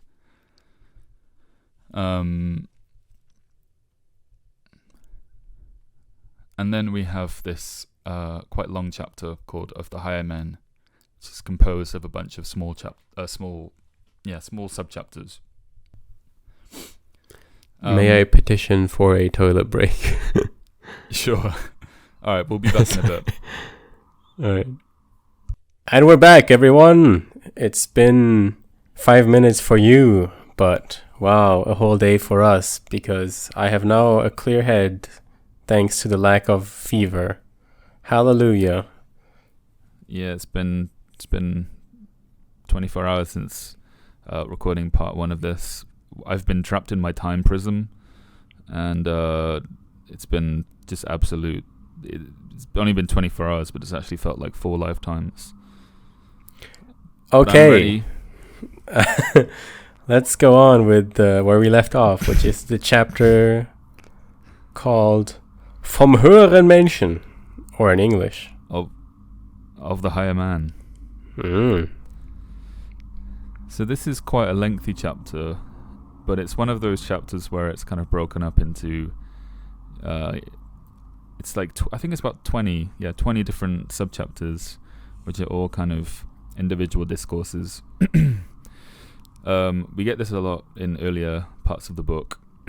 And this is kind of I think this is the only time this comes up in this part 4, and I feel like it's also kind of the only part of it's the only subchapter in part 4 which actually has like a proper kind of lecture style, like, this is my philosophy on this is what you should do kind of thing that we're very used to hearing in the first couple parts. First, we've selected a couple quotes from a couple of these subchapters. The first is from subchapter 1, and I'll read it for you now. When I went to men for the first time, I committed the folly of hermits, the great folly. I set myself in the marketplace. And when I spoke to everyone, I spoke to no one. In the evening, however, tightrope walkers and corpses were my companions, and I myself was almost a corpse. With the new morning, however, came to me a new truth. Then I learned to say, what are the marketplace and the mob's confusion, and the mob's long ears to me? You higher men, learn this from me. In the marketplace, no one believes in higher men. And if you want to speak there, very well, do so. But the mob blink and say, quote, we are all equal. You higher men, thus the mob blink. There are no higher men. We are all equal. Man is but man before God. We are all equal. Before God, but now this God has died. And let us not be equal before the mob, you higher men. Depart from the marketplace. Okay, so this is Zarathustra kind of reflecting on his previous way of doing things and, re-establishing his, journey, I guess, to say that, previously he went out to the mob and looked for their approval. We're past that, but also these higher men now have to do as Zarathustra did and, stop advertising themselves in front of the mob, in front of the masses. And, we have the little extra aspect of the death of God there at the end. So this slogan of equality, maybe makes sense in the terms of man and God, right? All men are equal before God. But what if God is dead? Then, well, do you want to be equal before the mob? Fucking look at them. You don't want that. Yeah. What I find interesting, like thinking about this now, and it's funny that Nietzsche can still be relevant in what is otherwise like atheist societies. It's as if we've kind of like done the whole God is dead, but we're still all equal. And we still all must be equal. Right. Yeah, you kind of wonder. I think there are a lot of like really valid points about how, even in spite of like a lot of Western cultures not being explicitly religious, there are still these like traces of religious thinking, and this is definitely, I think, an example. Yeah, wasn't it Richard Dawkins who recently said that he's like, even though he's obviously an atheist, he like recognized he comes out of a like nest of Christian faith or something, a cultural nest of Christian. I forgot the exact words he used, but yeah. Right. And then you have the Protestant work ethic and stuff like that. And yeah. I really like this subchapter specific. Like, another reason that I really like this subchapter is that it's like you said, it's a reflection on the journey. And Zarathustra, like, we're never really given like a explicit, like, shown an explicit development in him, like from like a third party necessarily. Like we're never told, oh, he's developed, he's grown. And I don't think growth is necessarily even important for like a narrative, and a lot of narrative kind of people speaking about narrative tend to be like, the character needs to go through something, whatever. But here, this whole part 4 is kind of reflecting, and it makes the story feel much more whole, and it makes Zarathustra feel so much more like, I don't want to say like a person or like a human being, or like relatable is kind of the wrong word as well, but like it like grounds everything a lot better, and you're like, oh, this wasn't just like a weird dream, this actually happened. And whether it's still like, allegorical or whatever is beside the point. The fact is that he's reflecting on these things that he actually experienced. And could you do the first sentence again of the quote? When I went to men for the first time, I committed the folly of hermits, the great folly. I set myself in the marketplace. So it's interesting that he calls it the folly of hermits. Like, this is, if you are some kind of greater mind and you pull yourself away from society for a while, you sit on your wisdom, you come up with something, whatever it is. Like, apparently in Zarathustra says the folly of hermits is to then go on the marketplace and trying to disseminate this idea. Which, yeah, I mean, if the way you came up with the idea is by withdrawing yourself from the market and, basically from this cesspool of shit, like your first instinct, just like as a social animal, is to go back to the cesspool and be like, look guys, I made this. Exactly, yeah. And they're like, how the fuck did you do this, and why did you do this? Because everyone is all part of that same system of thinking. And yeah, that's a good point. And I guess as well, like, we're talking about the marketplace, and like specifically talking about like we're talking about society.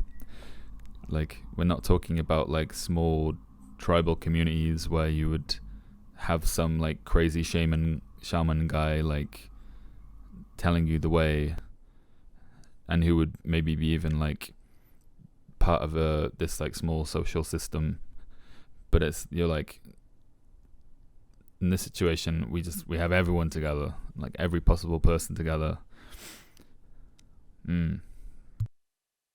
It's like I'm staying in this Frankfurt hotel room right now, and every time I have to, I was down with a cold, so every now and then I have to go out shopping or get some medicine or go to the coin laundry. And every time I go out, it's like walking the wasteland.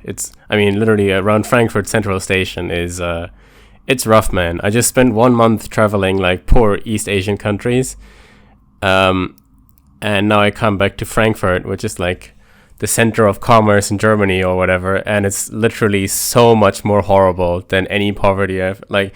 It's just the fucking creatures walking around there. It's unbelievable, and like I wouldn't come up with the idea of like going to a mountain or really anywhere and coming back to Frankfurt Central Station, going to all these like miserable druggies and whatever is creeping on the floor and being like, hey guys, do you ever think of like working and not putting needles in your arm? Like, it's really good. I just came up with this and I thought I would come back here to let you guys know.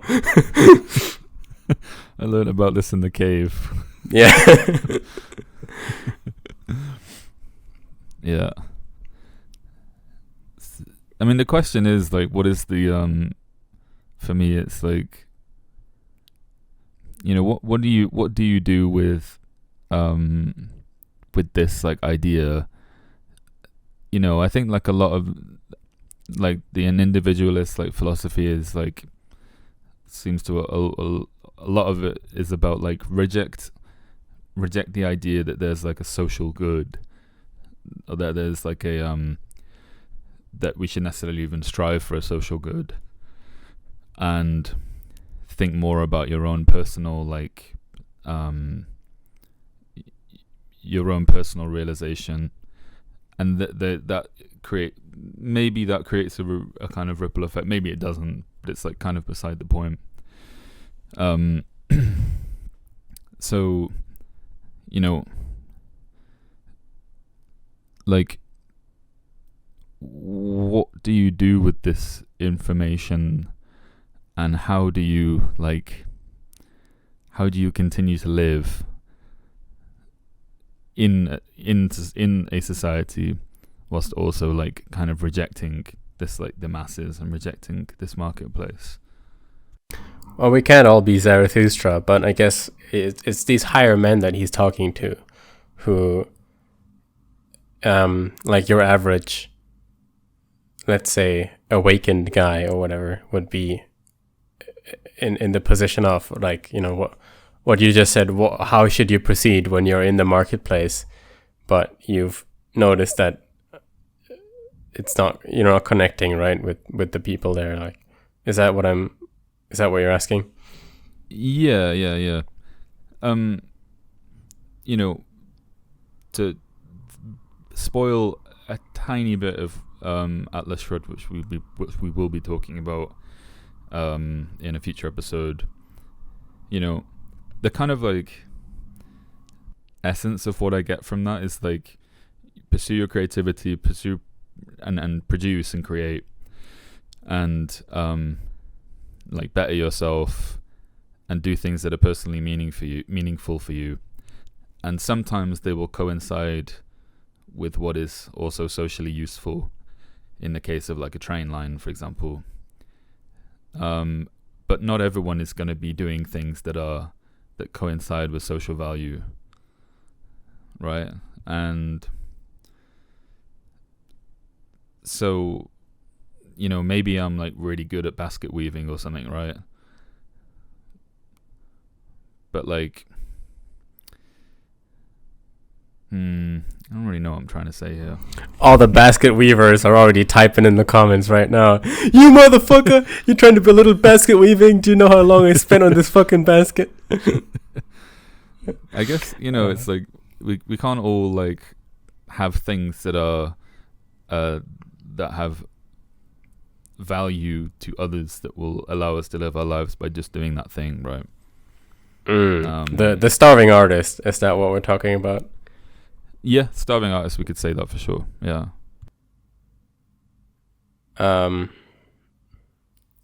So, what if you had to formulate that into a question? What, or is it not a question you're trying to get at? It's not really much of a question. I'm just kind of like, I don't know. This is just what's coming to mind. Like, you know, I like understand the idea of like rejecting the marketplace, but like in like practical terms, even if you were like a higher man, and I think you know, we all are in different stages towards this process. Those who are like interested in that kind of thing, still have to bend the knee in some way, and still have to mix with the rabble. And like, is that a compromise that you're not allowed to take? I suppose if you're not good enough to sustain yourself, then you're not too good for the rabble or the marketplace, are you? Say that again. If you're not good enough to sustain yourself in whatever way, mentally, physically, economically, then you're not too good for the marketplace either. Right. So like, if you're like, I draw these awesome like Superman fan fictions, but I still have to go out and buy groceries every day. Filthy mortals. Like, you know, maybe I still have to maybe you're not. Walmart, like, yeah. I get what you're saying though. Like, what if you're actually making great art, but like a kind of Howard Rourke situation, right? But there's no one there to appreciate it, or the culture has been tainted in a way that greatness is actually denounced and mediocrity is praised. I guess, then we just go straight back to the fountainhead and to like, you just gotta Rourke it out. You just gotta go to the mines for a while. Yeah. This is my hard labor ship arc as an economist. Yeah, for sure. But it's the fact that you're higher that makes you rise above it. All right, let's move to the next quote then. This is from subchapter 3. What is womanish? What stems from slavishness, and especially from the mob's hodgepodge? That now wants to become master of mankind's entire destiny. Oh, disgust, disgust, disgust. That questions and questions and never tires. How may men preserve himself best, longest, most agreeably? With that they are the masters of the present. Overcome for me these masters of the present, O my brothers, these petty people. They are the Superman's greatest danger. Overcome, you higher men, the petty virtues, the petty prudence, the sand-grained discretion, the ant-swarm inanity, miserable ease, the happiness of the greatest number, and rather despair than submit. And truly, I love you because you do not know how to live today, you higher men, for thus do you live best. Again, not to take too much away from our future episode, but this is very Atlas Shrugged, isn't it? Like, on the one hand, the people on the ground are still concerned with how to desperately cling to man, to preserve this fleeting flimmer of civilization, while on the other hand, the other option would be to just let man fall and create the higher man. Yeah.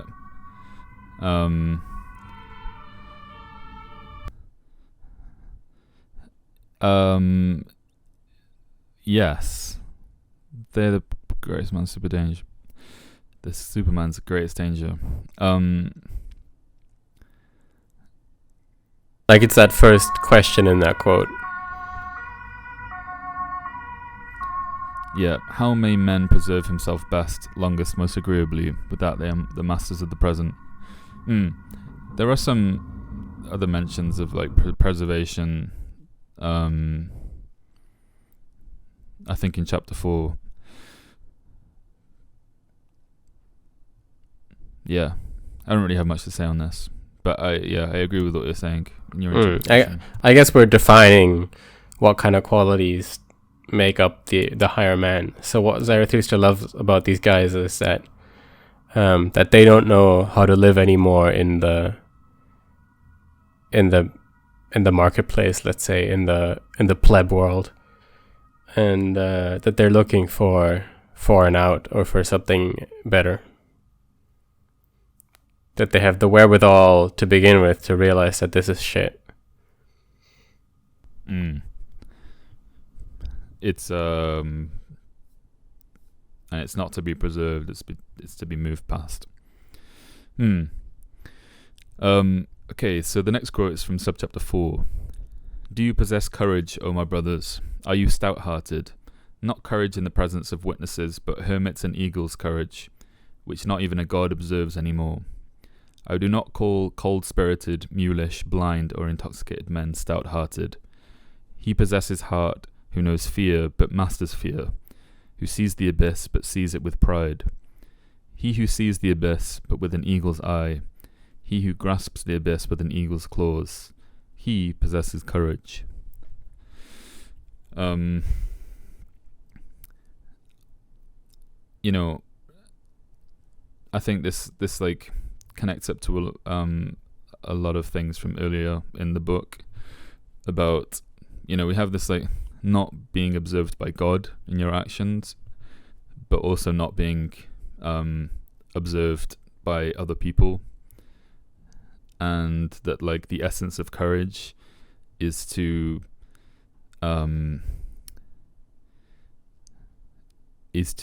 do something which is not observed as good necessarily, or is not on things that aren't observed as well. But you know, it reminds me of like, what did I see recently? It kind of reminds me of like that thing where it's like, you know, punch a Nazi in the face, and it's like, you know, you can say this and like, oh yeah, I'm gonna punch a Nazi in the face. Like, if you see a Nazi, punch him in the face. And it's like, you know, there's nothing like innately courageous about that, because you're just like acting out on what you're. It's like the most viable form of violence, like the most like socially accepted form of violence that there is. So there's nothing like innately courageous about that. But what would be really courageous would be to do something that goes against like a common thought, but then wins out in the end. And of course, on a different layer, I guess the people to begin with who would say something like punch a Nazi in the face, what they mean is people who, for example, lobby for free speech. That's who they actually want to punch in the face. And like, you know, if you put their like order following, selfless, like in the sense that the Fountainhead, selfless kind of personality into like 1930s Germany, you know, they'd be marching, you know, the right, exactly, yeah. Obviously, so it's, yeah, I don't know. What I also like about this quote that you mentioned is that we get some more definition of the eagle. So from the beginning, we have the snake and the eagle as Zarathustra's animals, and at the beginning it wasn't quite clear to us what that meant. You know, we were thinking like, is this some kind of Greek shit? Like, why eagle and a snake? What do they actually mean? So here he defines the eagle kind of as having courage as one aspect, and I think a bit later he mentions very explicitly that the snake stands for cleverness. Right. And I guess here he's using like the metaphor of the eagle grasping the abyss, and I guess the abyss is the surface of the water or something like that, like something which you can't fully see through, which is like a degree of unknown. And very good, that kind of gamble as well. I like that. Okay, so let's move on to subchapter 6. We both had this highlighted. You hire men. Do you think I am here to put right what you have done badly? Or that I mean henceforth to make more comfortable beds for you sufferers? Or show you restless, erring, straying men new, easier footbaths? No, no, thrice no. More and more, better and better men of your kind must perish, for life must be harder and harder for you, only thus. Only thus does man grow to the height where the lightning can strike and shatter him. High enough for the lightning. My mind and longing go out for the few, the protracted, the remote things. What are your many little brief miseries to me? You have not yet suffered enough, for you suffer from yourselves. You have not yet suffered from man. You would lie if you said otherwise. None of you suffer from what I have suffered. Heavy shit, man. I like the lightning imagery here as well. Like you have to grow so high that the lightning can strike you down. Bam. Boom, boom, boom.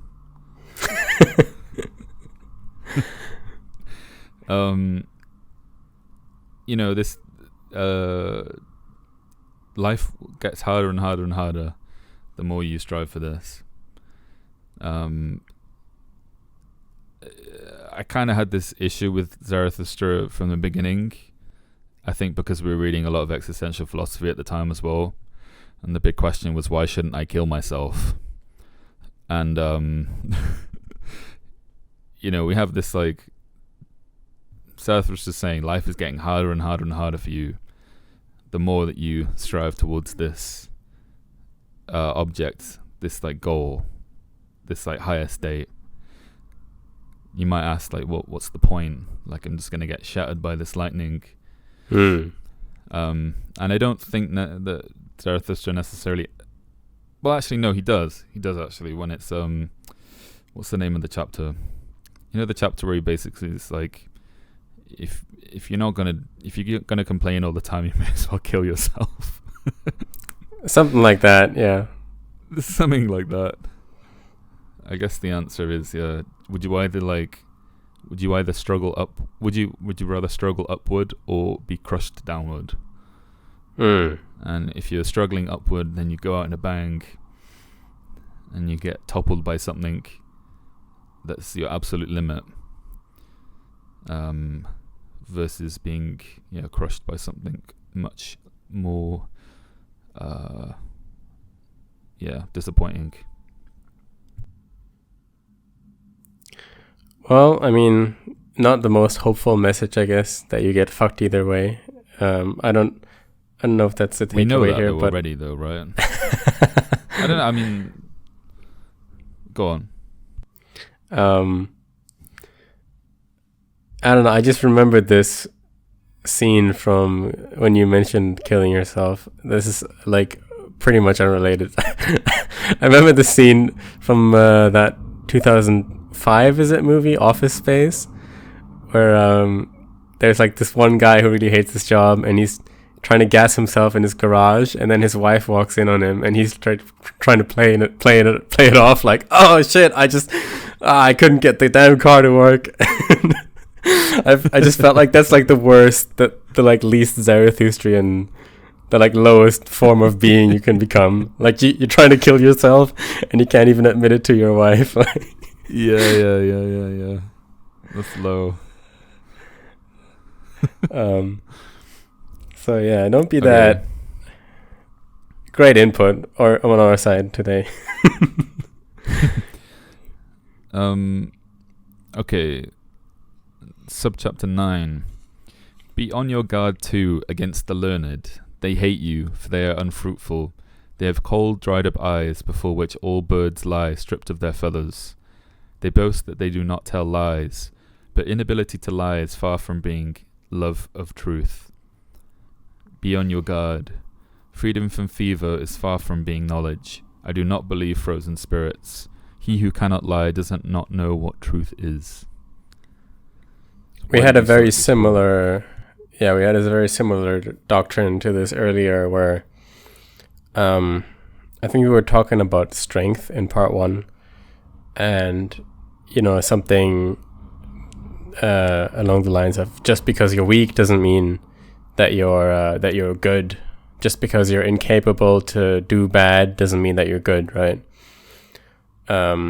This kind of same, in Zarathustra always complains that the masses have declared that being small, being part of the small people itself means that you're virtuous.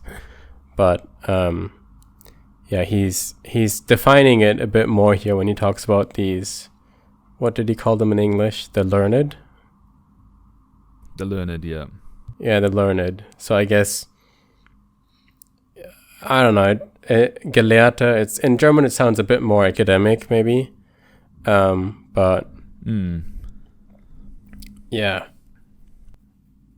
So we have the same principle, right? Just because you're not lying doesn't mean that you know what the truth is, or that you have discovered it, or that you're looking for it. I think there's a lot of like empty word shuffling, and we all know this, right? Like academics and sometimes even like your average guy in the friend group who has read a bit more but not really understands anything. Just like shuffling empty words, and he's technically not saying anything wrong, but doesn't mean that he's any step closer to the truth than anyone else. I'm not quite sure how they boast that they do not tell lies. So like, what's the difference between like you're learned,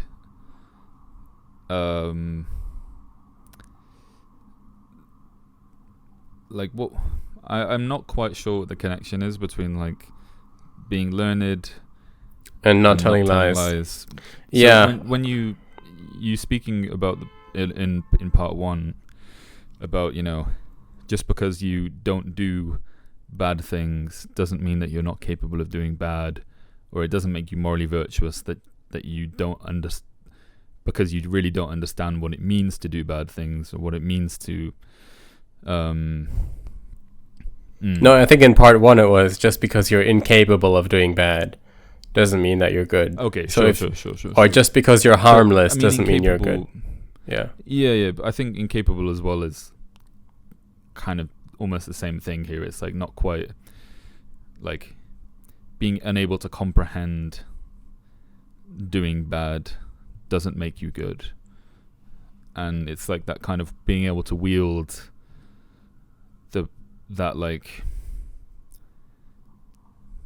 that same force that could be used for bad, and not using it in those ways. That's like where a real like Nietzsche or like Zarathustrian virtue would come from. But how do you think that tracks here with being learned and not telling lies? I'm not sure now that you actually mention it. It's kind of jumped out at me when I read it, but now that I look at it, I'm not sure. Yeah. Maybe it's because if you're learned, you should be more aware of what's true and false than others. But it's still not a super clear link. I could kind of imagine it like, if you know enough to not be able to say, you know enough to not lie about, it's like pleading the fifth when it comes to the crunch, when you know what's right and wrong.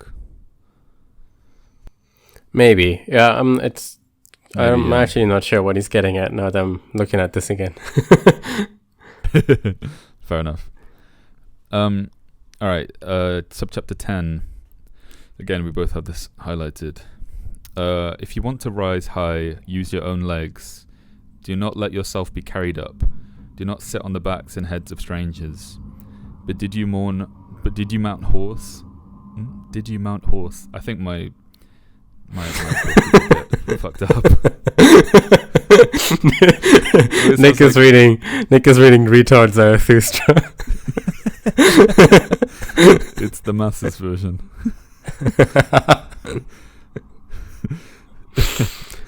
Sir, did you mount horse? Do you now ride pell-mell up to your goal? Very well, my friend, but your lame foot also sits with you on your horse. When you reach your goal, when you jump from your horse, precisely upon your height, you higher man, you will stumble. Yeah, I love this, 'cause it's like there are no shortcuts to the top.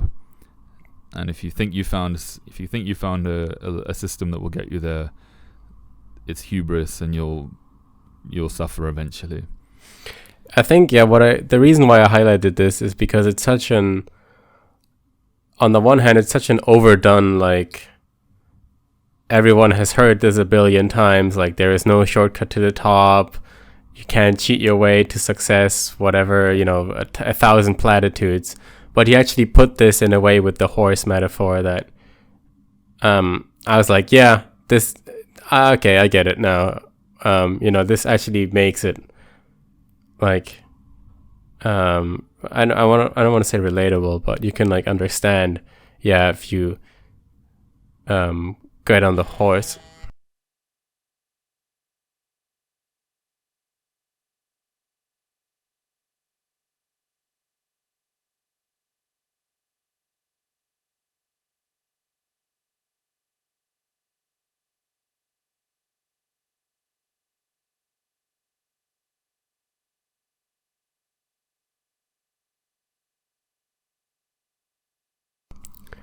Yeah, what I like about this point is that on the one hand, it's super overdone, right? We've all heard a billion times, don't cheat your way. You can't cheat your way to success. There's no shortcut to the top. All these platitudes. But really, when you're sitting in an exam, for example, you think like, well, if I did have a cheat card right now, I would probably use it to get that A+, and then I can just finish this class and then graduate or whatever, and then move on with my job.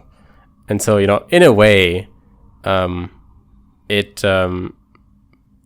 platitude alone, like, you can't cheat your way to the top, it doesn't really actually connect with people, because when you're in that situation on a micro level, right, it usually does actually look like you can, and you can also see people around you who are doing it and get away with it.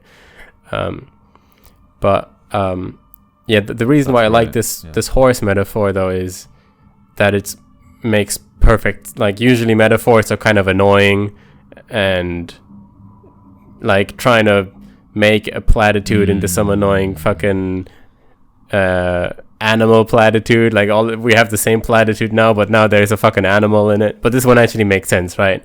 You go on a horse with a broken leg, and then it carries you to the top, and when you get off, well, you still have that broken leg, so you're going to stumble on that. And it's not really that whatever class you cheated in, I don't know, fucking lesbian dance theory 101, that's not going to help you with your accounting job later. So in a one way, you might as well cheat that. But I guess what you're really cheating yourself for is not that lack of knowledge, because usually the class is shit anyway, but the discipline of actually going through the steps and doing all the work yourself, and that's what you're cheating yourself for. And when you reinforce that habit, then you will land on your broken leg eventually.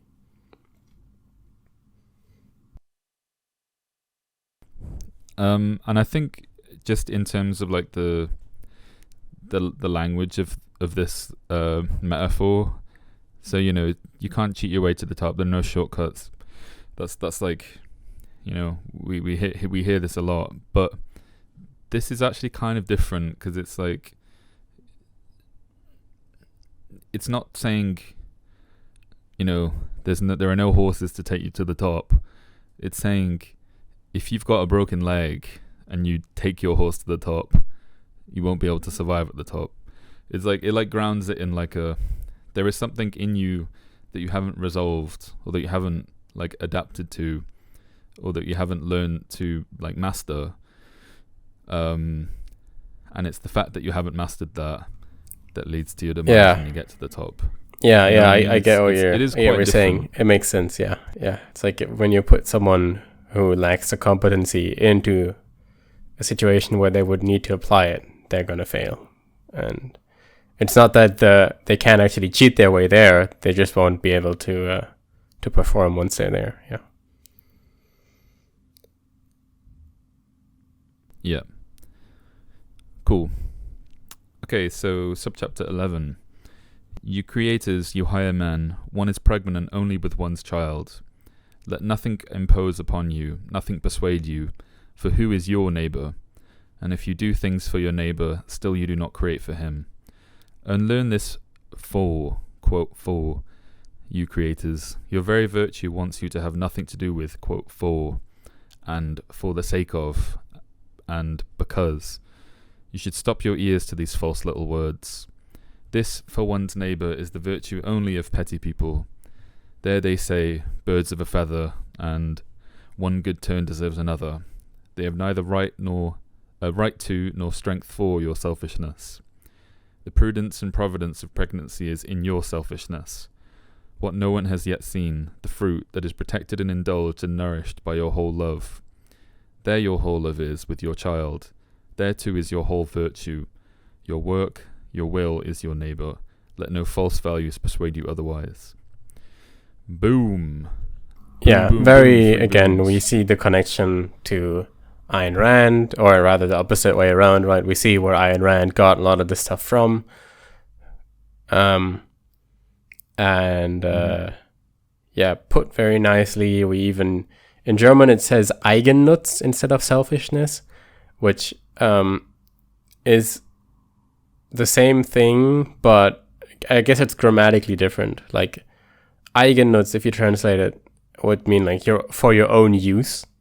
So it's like it's like a noun. Well, they're both nouns, but it's like a thing, right?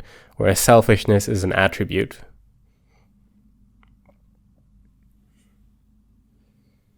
Right, I see. But yeah, I like this attacking all these words, like for the sake of, because of, in German, für, weil. Yeah, like I guess, these reasons that we try to articulate in a conversation with someone why we're doing something or why this is worthwhile, when we're, at the end of the day, we're doing it for ourselves and should just be able to say that.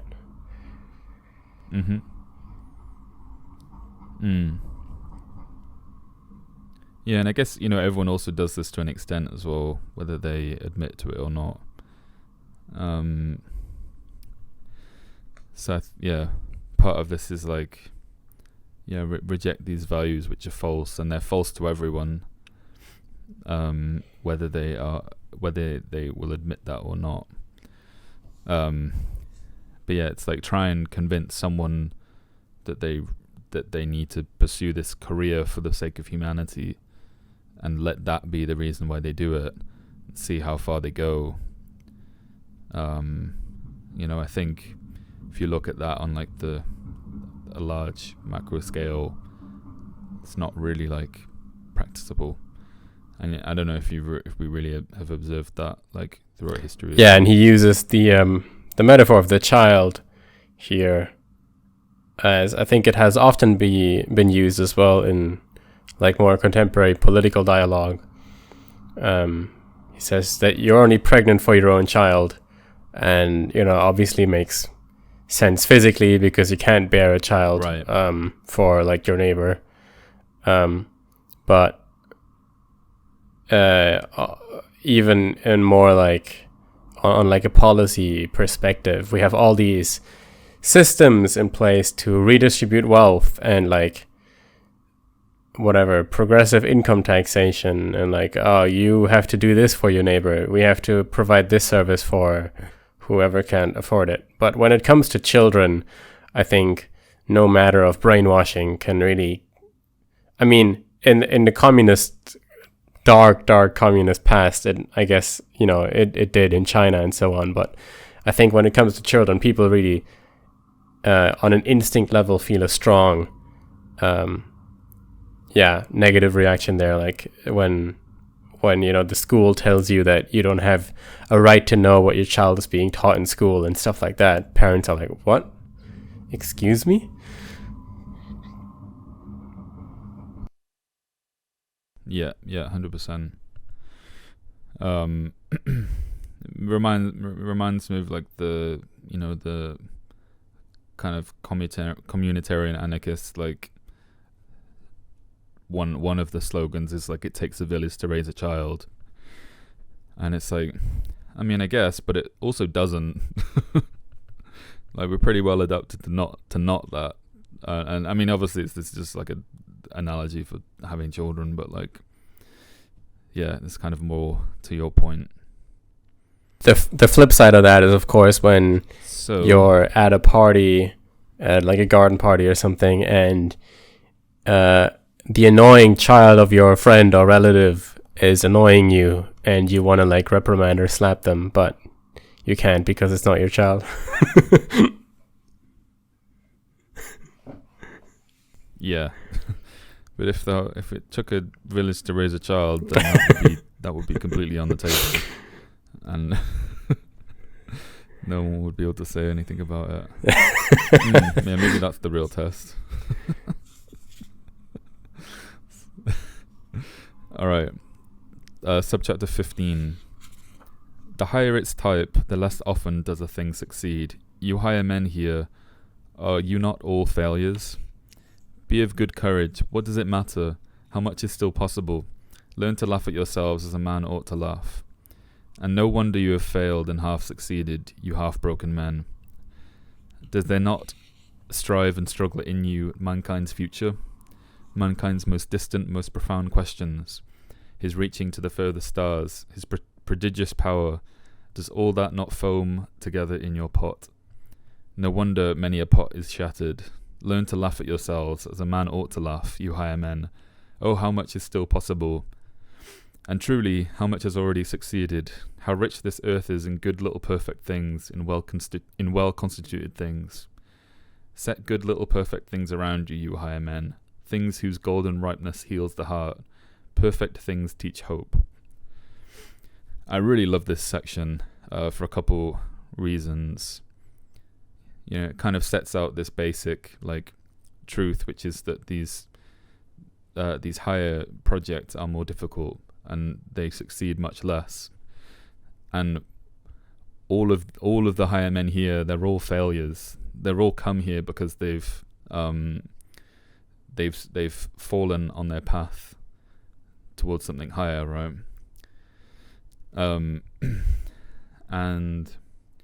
But it's the fact that they've strove for something greater, which has led them to this point of crisis, or this point where they've gotten lost in the hills.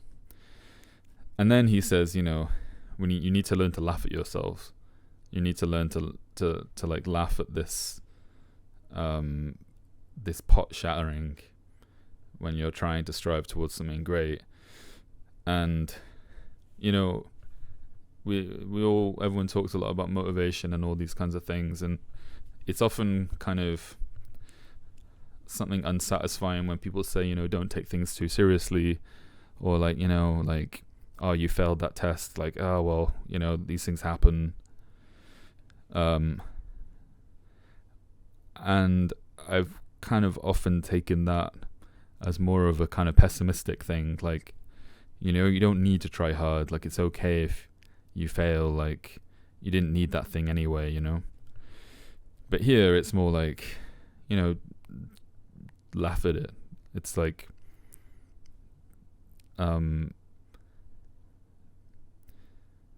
these things aren't easy, and what else are you gonna do, It's hilarious that you tried. I mean, it kind of is though, right? It's like, you could talk about any kind of like the invention of the telephone or something. It's like, what you think you're going to try and make this technology that allows people to use their voice to speak to people in different places. Like, that's hilariously stupid. Why would we even try and do that? But it's possible. Yeah, Zarathustra often mends this kind of very serious attitude, but then also like also let's have a laugh and dance around. Yeah. In the last lines, he's talking about perfect things. How rich this earth is in good little perfect things. He says, set good little perfect things around you, things whose golden ripeness heals the heart. Perfect things teach hope. And I was trying to think like what he means, like set perfect little things around you. Like what? Like are we talking about like physical things or like, Yeah. What is this order? What is he? I'm not what is he telling sure, them to do? But I guess I don't know. Like maybe it's the appreciation of something well done. Like we can take a product maybe because that's the easiest example, but like you can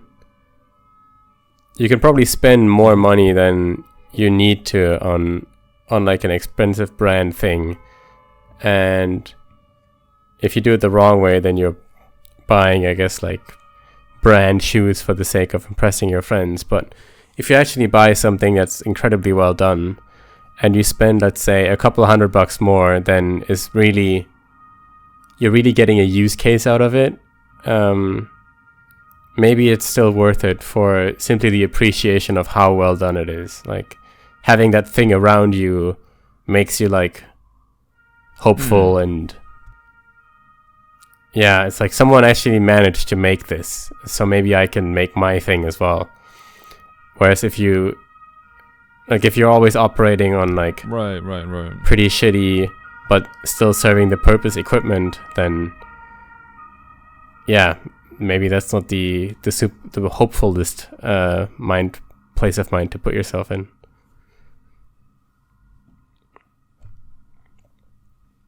Sure. Also, it sounds absolutely chaos. I don't think it's picking up on the other mic that much. It's probably really loud on the phone. I know it's. Let's hope. Yeah. I don't think it'll pick up on the podcast, but you guys, there's just ambulances and police cars, and it's just crazy out here. So yeah, it's a mess. It's as I said, Frankfurt is a literal dystopia. So, but I mean that I. Like that's well, maybe how can we think about this exactly so that's the perfect little things, right? But I mean that's kind of it though. Like if everything around you is kind of broken and not well done, it's not going to affect only that specific thing, right? Like if, for example, the trains in Germany are awful and they're always late and broken and dirty and so it's not just going to impact the your trip being like 20 minutes late or whatever. It's also going to impact your overall place, the place in your mind, really, that like, the fucking nothing works and now I have to do this shit again, and like, this place sucks, and it's just going to get you into a negative situation. So yeah, having things that work and that are well done around you is important.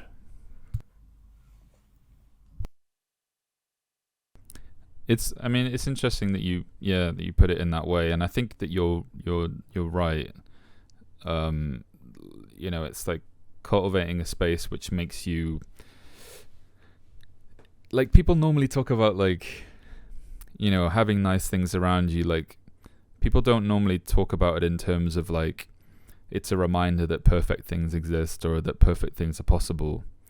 Like, people normally speak about like, I just like having nice things around me. It makes me feel I like to appreciate these things. But I've never heard it like articulated that someone has these things around them because they're like, I like to know that I want to be inspired by perfect things around me.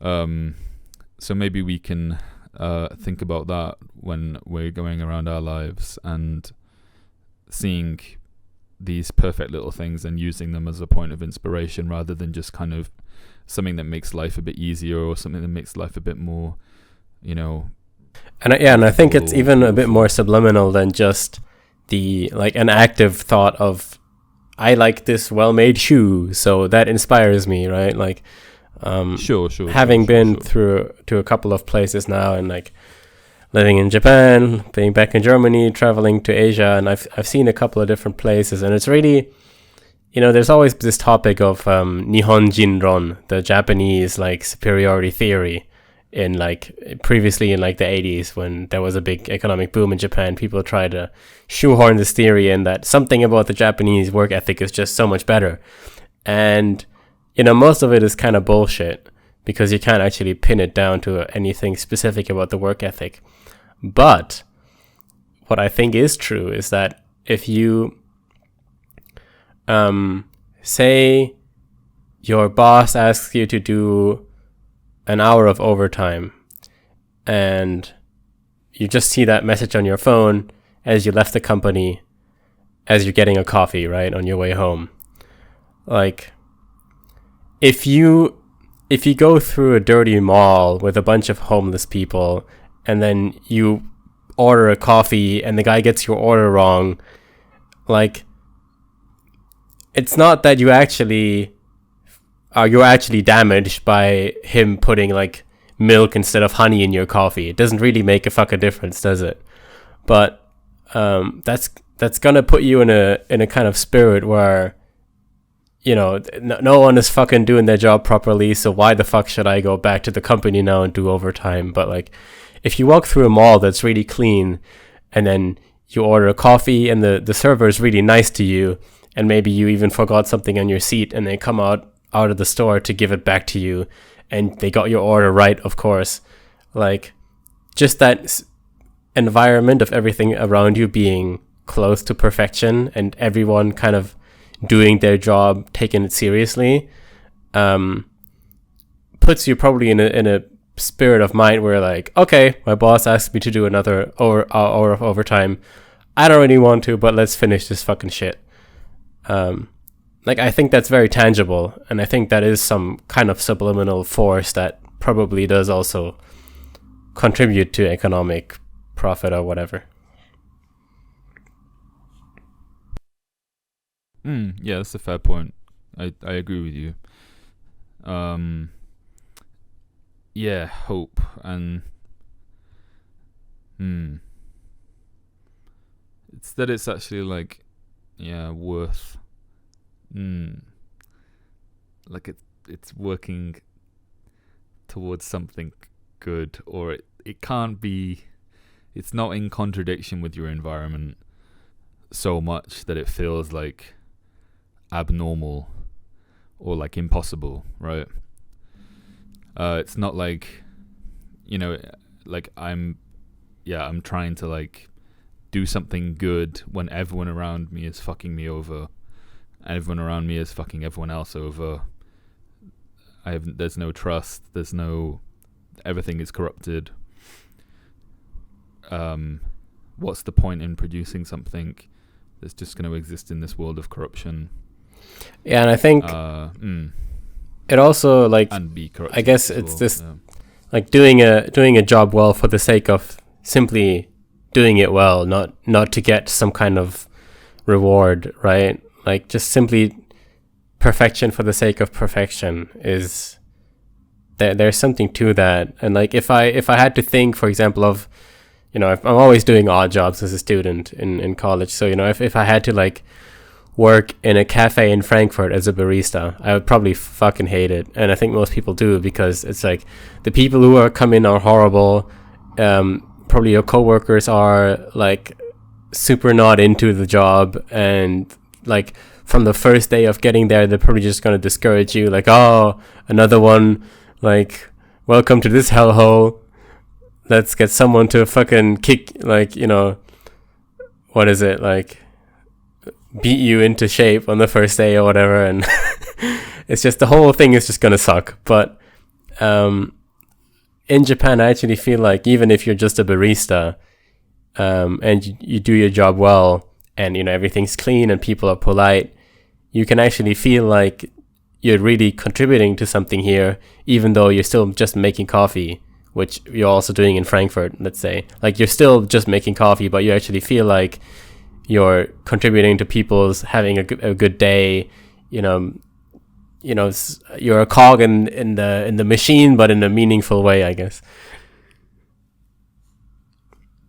Yeah. In a, like a successful machine. Yeah. All right. Let's go to subchapter 19. Better to be foolish with happiness than foolish with misfortune. Better to dance clumsily than to walk lamely. So learn from me my wisdom. Even the worst thing has two good sides. Even the worst thing has good dancing legs. So learn, you higher men, how to stand on your own proper legs. So unlearn trumpeting of affliction and all mob sorrowfulness. Oh, how sad the jack puddings of the mob seem to me at present. This present, however, belongs to the mob. Basically, don't give in to the cringe. There's something here about just like, learn.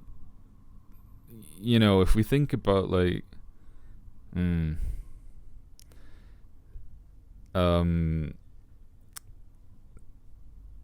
mean the example of the dancing is a perfect example to think about, right? Like, are you gonna be? If you can't summon the courage to dance when you know you can't dance, and you stand in the corner watching on as other people dance and other people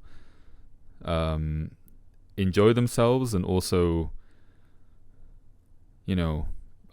participate in some kind of experience, whether that's like it's like a social experience like a party, or whether that's like something more substantial like like a literary culture, or like a some kind of creative culture, some kind of like productive field, then you'll never get on your way, and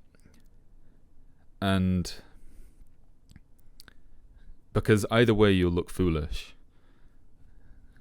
You'll look foolish dancing clumsily, but you'll also look like an idiot just standing in the corner.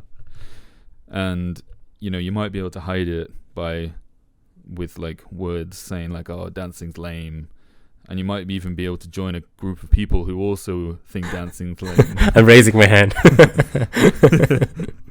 Phil has his hand up. But the person you're betraying is yourself, and all you're doing is like finding people to validate that. And we also have this like affliction, trumpeting of affliction and mob sorrowfulness, which I think is also kind of related as well. It's like just get over yourself, I wanted to ask, it says, oh, how sad the jack puddings of the mob seem to me at present. I've never heard the word jack pudding before. The term jack pudding before. I was wondering what the German translation... of the mob, did you say?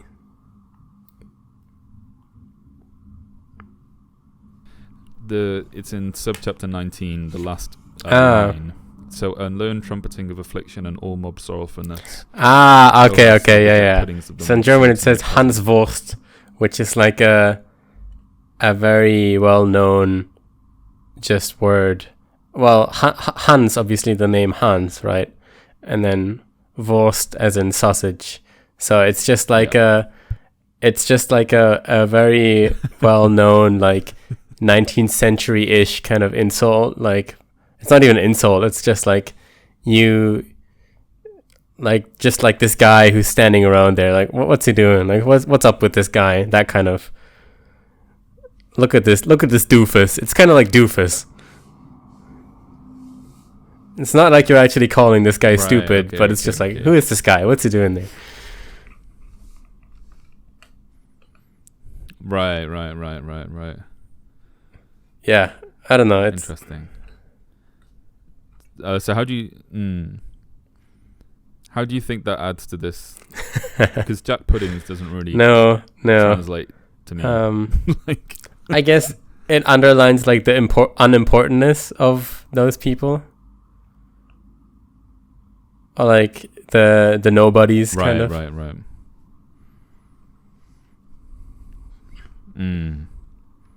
And how sad they seem to me. Okay, so with that we've finished the quotes from of the higher man,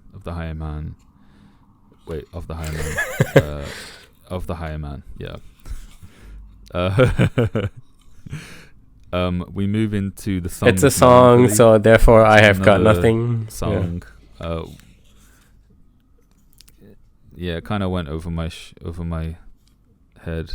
Yeah, we don't have to do all the songs. I think we can skip them.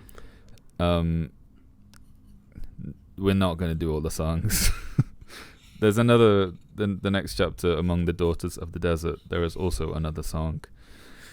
But it leads us up to the awakening.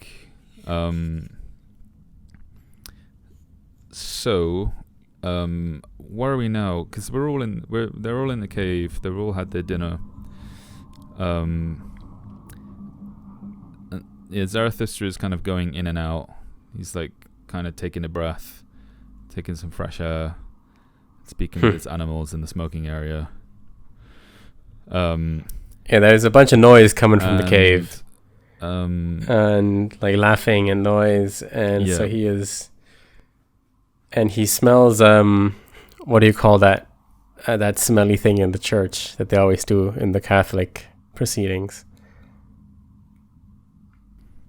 The pine cone. It's even before that in my.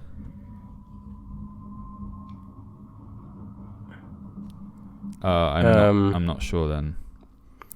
There. I don't know this English. Weihrauch. It's like that thing they burn in churches, and it smells like incense. I don't know what we're talking about. It's the first sentence in part 2 of the chapter. Yeah. It's described. It's called pine. In my translation, it says this thing and pine cones.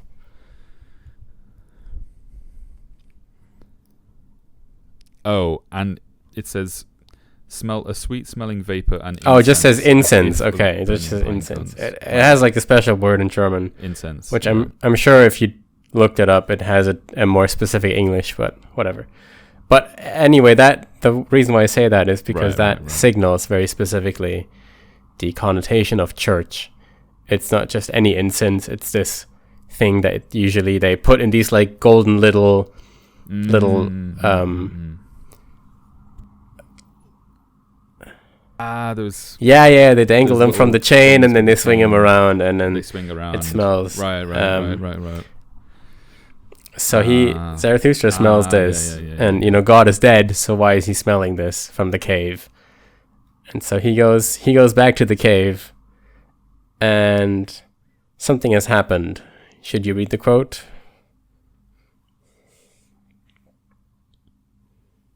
They have all become pious again. They are praying. They are mad, he said, and was astounded beyond measure. And indeed, all these higher men, the 2 kings, the retired pope, the evil sorcerer, the voluntary beggar, the wanderer and shadow, the old prophet, the conscientious man of the spirit, and the ugliest man, they were all kneeling like children and credulous old women and worshipping the ass. That's a sentence Nick always puts into the Google search bar. No, ass worship.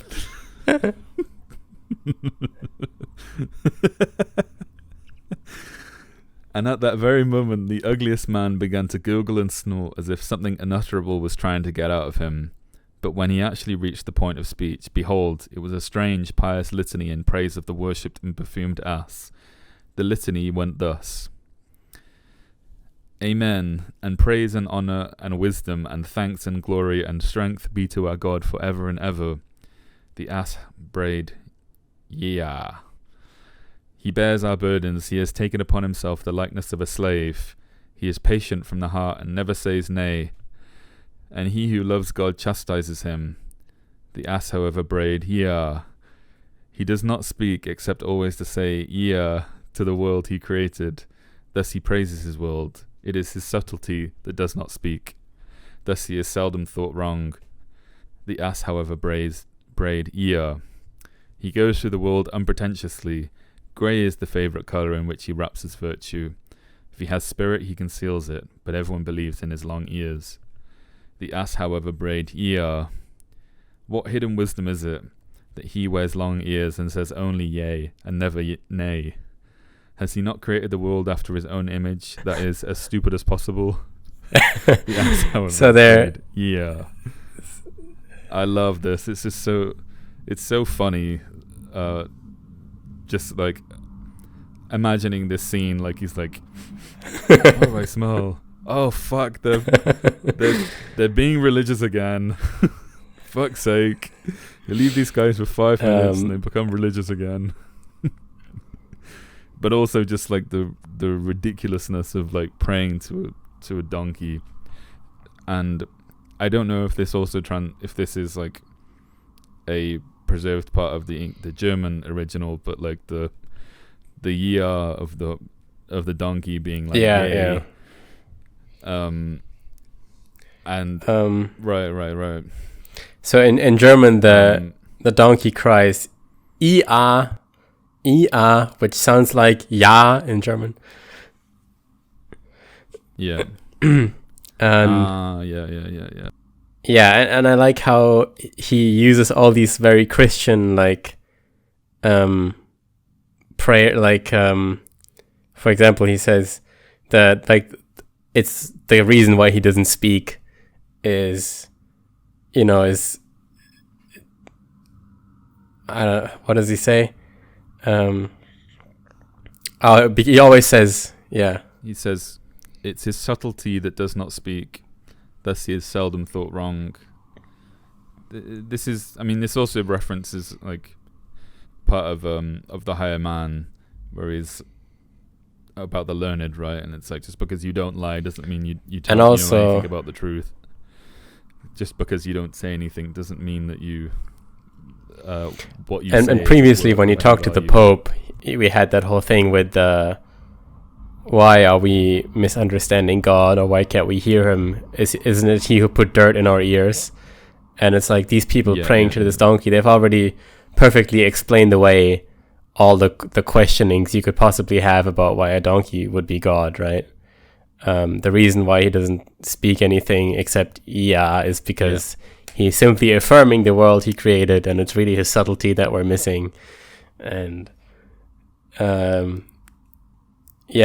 about the ears. Mm-hmm. And so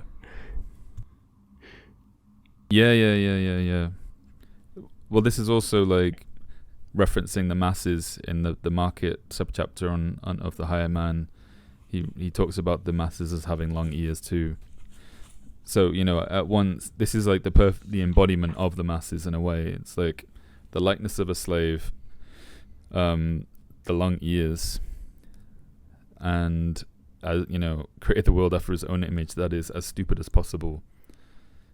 It's like these guys would go back down the hill and go to the marketplace and fit straight back in if they were in this state.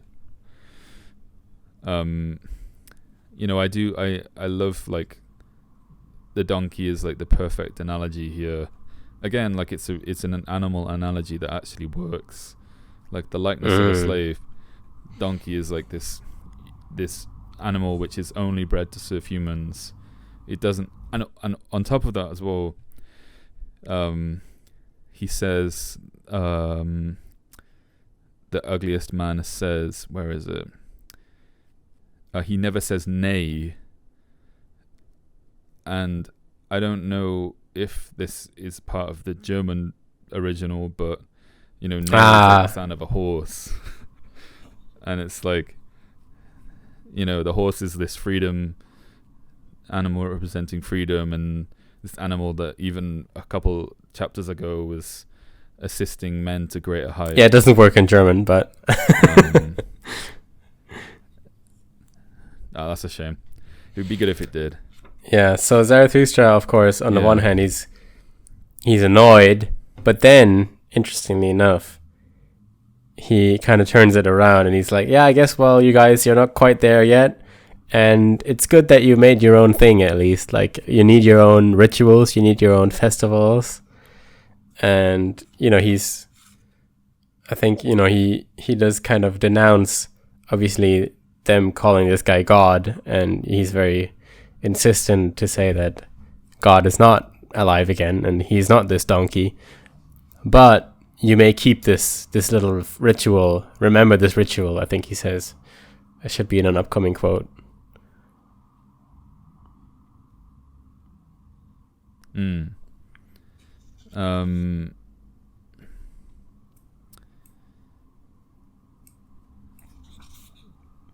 This is in the next chapter, which is the Ass Festival.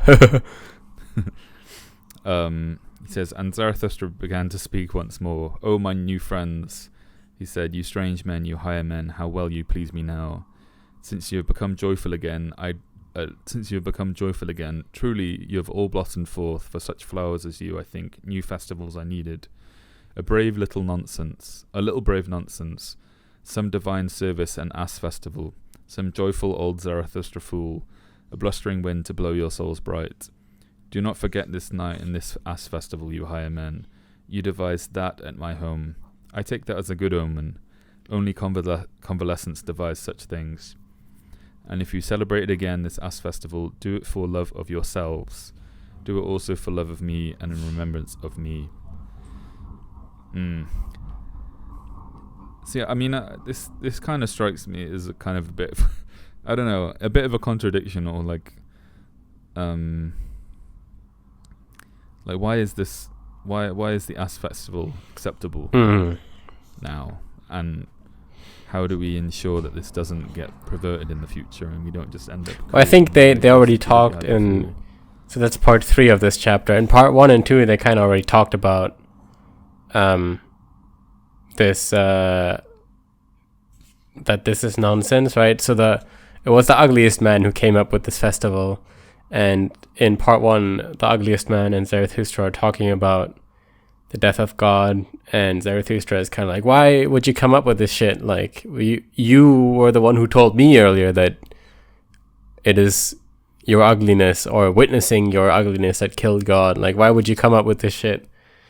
And I don't know, I guess they kind of processed that already. And then in part 2, Zarathustra is like, kind of reinforcing this earlier. I like this. He quotes that famous, I think we mentioned that earlier, that Jesus quote of like, is it Jesus? I don't even know. If you don't become like the children, you won't get into the kingdom of heaven. He mentions that, and then he ends it by saying, right, well, we don't want to go into the kingdom of heaven. We want to go into the earth kingdom. We want to be right here. We're going to make our kingdom right here, not in some fantasy world. And then at the end, he says what you just read. So he's like, well, I guess, you know, even though this kind of was silly, if you make this a ritual, if you turn this around, at least remember that this ass festival was devised here in my cave, like, as you were learning. I don't know. Right. Remember where this... Yeah. Remember what this was part of, maybe. Like, remember that this is part of your rejection of this. But even before that, I think a couple of times he mentioned the importance of creating rituals and festivals, and you got to make your own festivals, I think he says at some point. Or holidays, yeah. Yeah. And also, like statues towards statues of things. Yeah.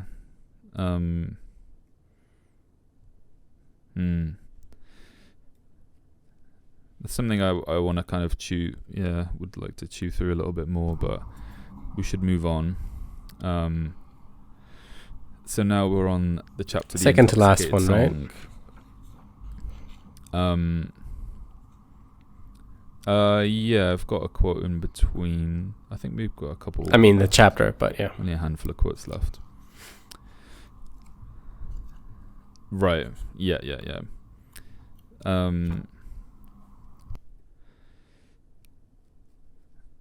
So, the mystery of the night. Where are we now? So after one, blah, blah, blah, blah. So they all go out into the night together. They're all looking at the big round moon. Stand silently. And the quote goes, "The mystery of the night drew nearer and nearer their hearts, and Zarathustra thought to himself again, 'Oh, how well they please me now, these higher men.' But he did not say it, for he respected their happiness and their silence. Then, however, occurred the most astonishing thing in that long, astonishing day. The ugliest man began once more, and for the last time to gurgle and snort. And when he at last came to the point of speech, behold, a question leaped round and pure from his mouth, a good, deep, clear question which moved the hearts of all who heard it.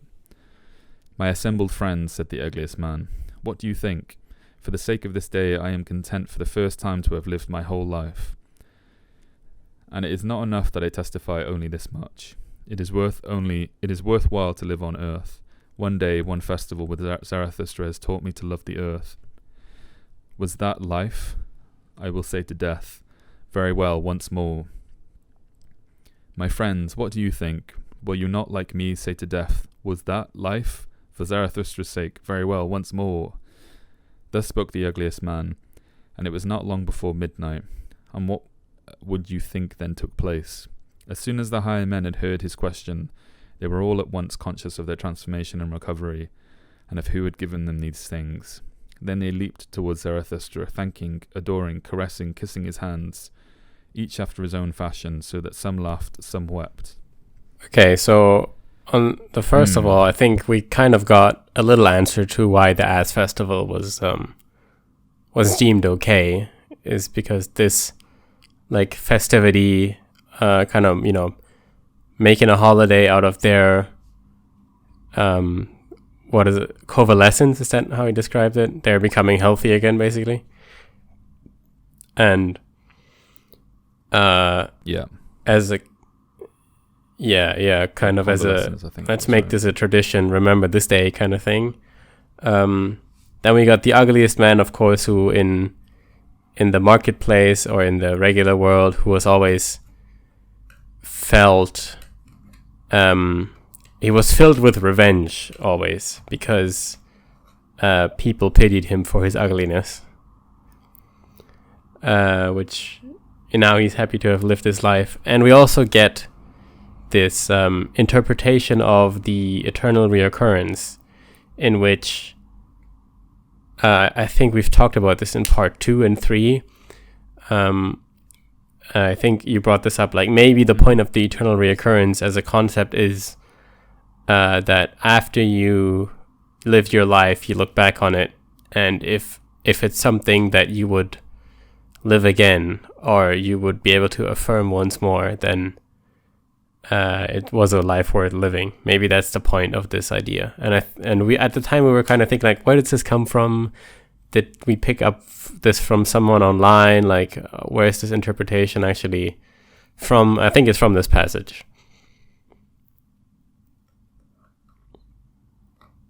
Right. Yes. So can you say that again?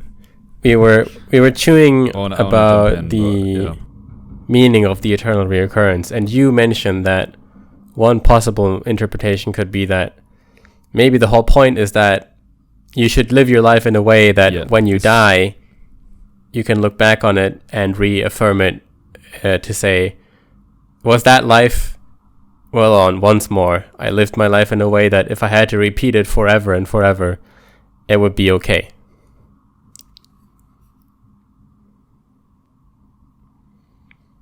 Yeah, that was it was like an interpretation that I'd read online, I think.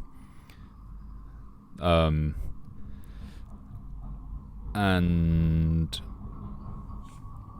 I think when I brought it up, my understanding of that interpretation was basically like the reason that you should live your life to the fullest, or whatever, to put it in those terms, like, is so that you can look back on your life and say, yeah, I think that interpretation must come from this passage right here. Yeah. That's a fair point. I think very few people actually make it to part 4 of this book. I mean, we took a university course on this book and we didn't make it to part 4. We if you look on like YouTube or something, or Google, if you Google, maybe on Google you find something, but if you just look on YouTube like Zarathustra part 4 explained, ending explained, it only gives you videos that treat the whole of the thing, and even then you'll quickly find out that they only read the first 2 parts or the first 3 parts. So right.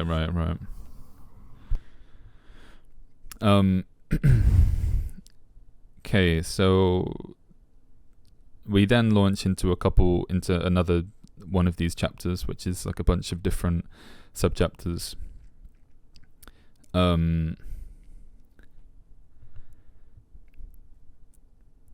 There is the following quote. Woe says, "Fade, be gone, woe.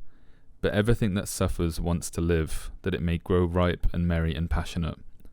Passionate for remoter, higher, brighter things. I want heirs, thus speaks everything that suffers. I want children, I do not want myself. Joy, however, does not want heirs or children.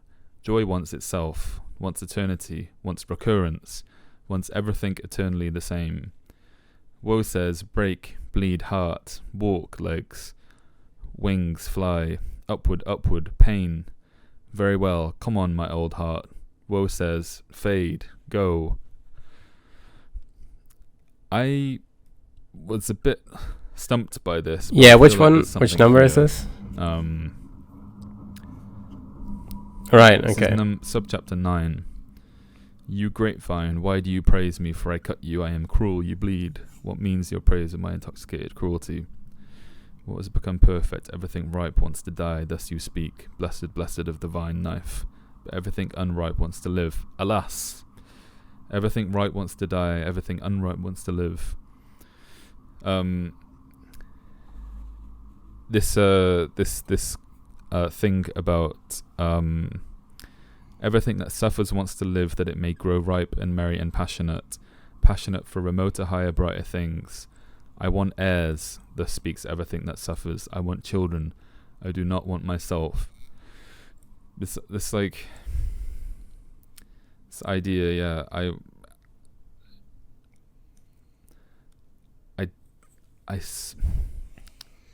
everything that suffers wants. I feel like it's another way of affirming being, even in the face of great suffering. Like, if you think back on history and like the horrible situations people have been in, various forms of slavery, torture, things like concentration camps, like usually, even if it gets really horrible, somehow the people make it through, the ones who survive at least.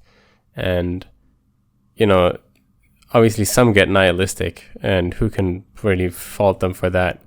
But, you know, a lot of these people, they still affirm life instead of simply taking the easy way out, or, you know, and yeah, they want children, they want to make something better or leave something better in the future.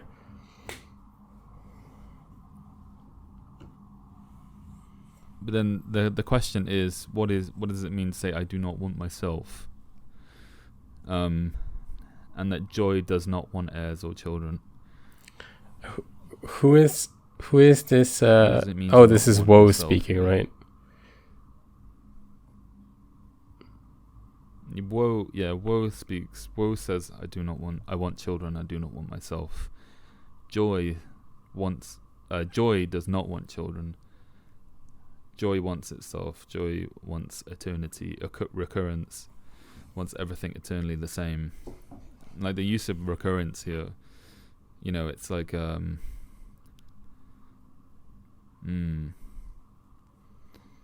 maybe suffering is like the important word to kind of dissect here, because it's not talking about striving or encountering difficulty, but it's like suffering in the face of it. Whereas this idea of you could go through the same situation with a suffering mindset or a joyful mindset, and the joyful mindset would say, let's do it again, like the recurrence thing, like that was life, once more please. But the sufferer wants the suffering, doesn't want themselves, doesn't want their own experience, rejects it, and wants children as a way of pushing it away or pushing it along away from themselves. Not pushing suffering along, but pushing life away from suffering, maybe, or something like that. Maybe, I don't know, maybe it's part of that eternal engine of, yes, reoccurrence, but also like upward movement. I mean, maybe we haven't seen all of history yet, so we don't know how it'll turn out. But like, if you take it from an economic lens, like there's always been periods of great suffering and poverty, and then upswings again. But overall, the trend seems to be upward.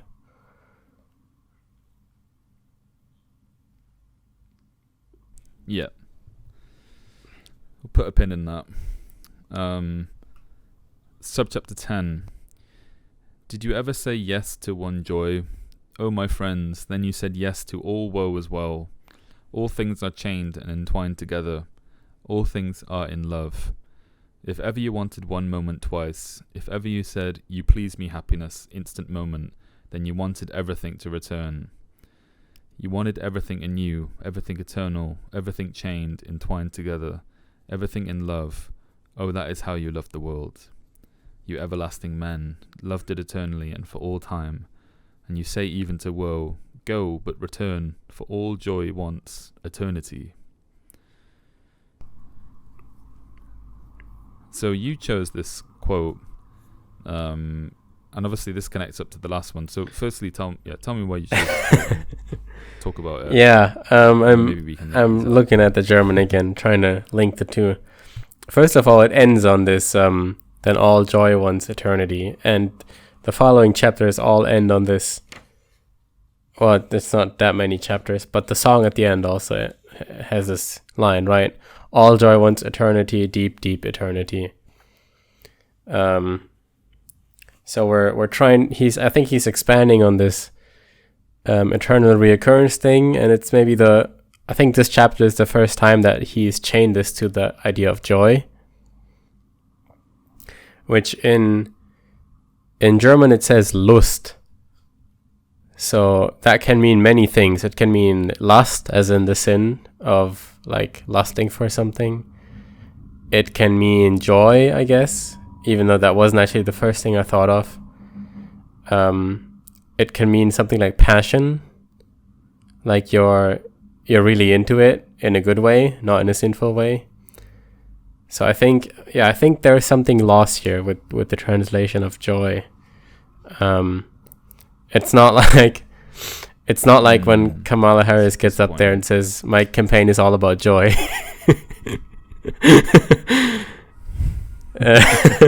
Joy wants eternity. The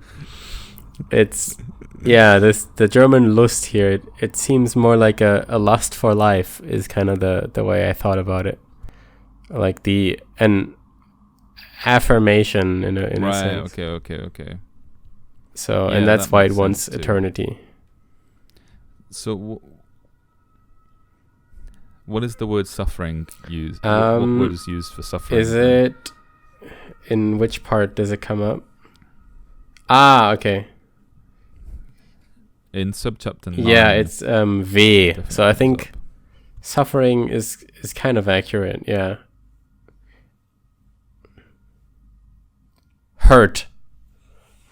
Yeah. Can you tell us anything else I guess about that word? It's a bit softer. It's not as like suffering is very intense. When you hear suffering, you think of like slaves in a ship or something. But obviously, well, you do. Yeah. But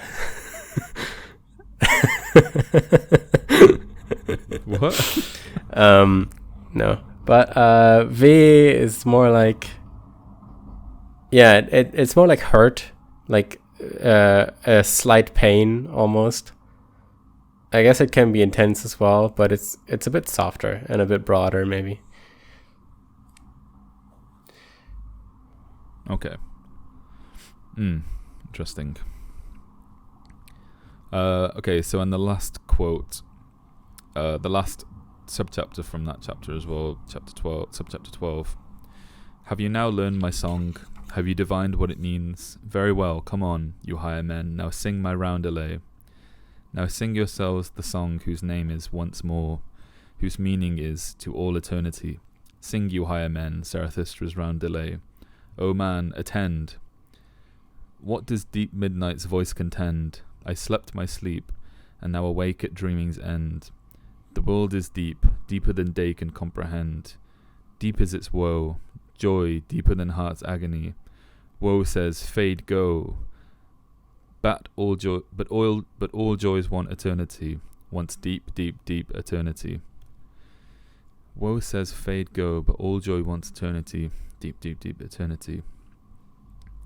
I mean, maybe this kind of feels like the pith of the whole thing. It's like, you know, why should you live and choose to strive, knowing that it's pain and it's difficult, and you'll fail and you'll get struck by lightning. It's like, well, he says lust or in joy in your translation is even deeper than that pain. Yeah, lust. Yeah. And woe says, fade, go, like a rejection of life. And if you choose not to strive, and if you choose not to try and aim higher, you depress and you reject and you renounce all these things. But that there's something comforting is the wrong word, but it is kind of comfort, I guess, in this sense. Like, yeah, the eternity is deeper than this. Like you said, joy is deep. Joy goes deeper than woe. What I find interesting is that in this, if we look at the outset of the Zarathustra mindset, and you know, things like, instead of imagining some heaven-like paradise, we should live in the here and now, and we should make a kingdom on earth, and all this kind of stuff. The contemporary kind of annoying kid 21st century way of saying that is YOLO, right?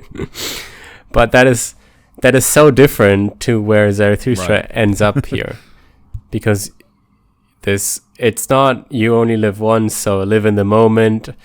Fuck tomorrow, just do whatever feels right now. Somehow Zarathustra starts at the same point, but gets to but affirming life and joy wants eternity, not just a right. So we're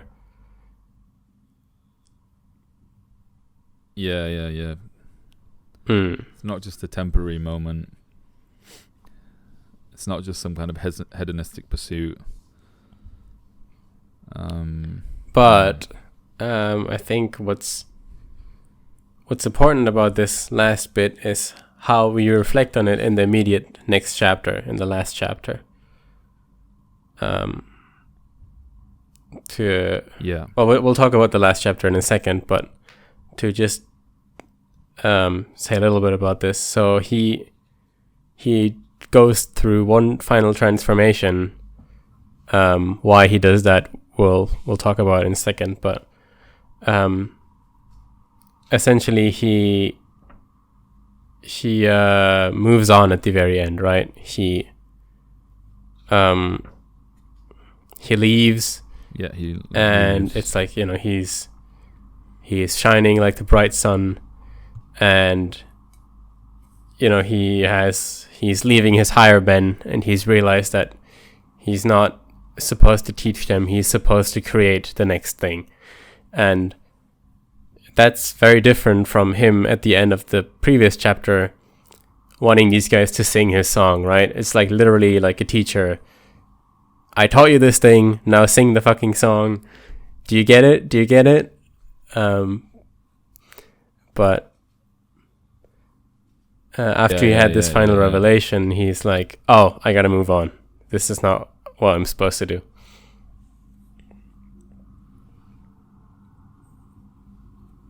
Right. Yeah, so let's go through the last chapter.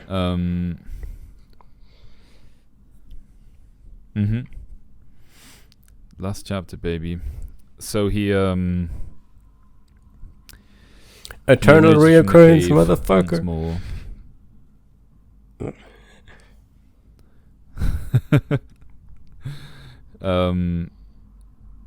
He's greeted by his animals.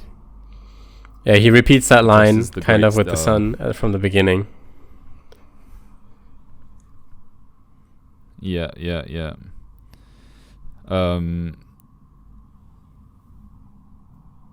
He's surrounded by his animals. Yeah.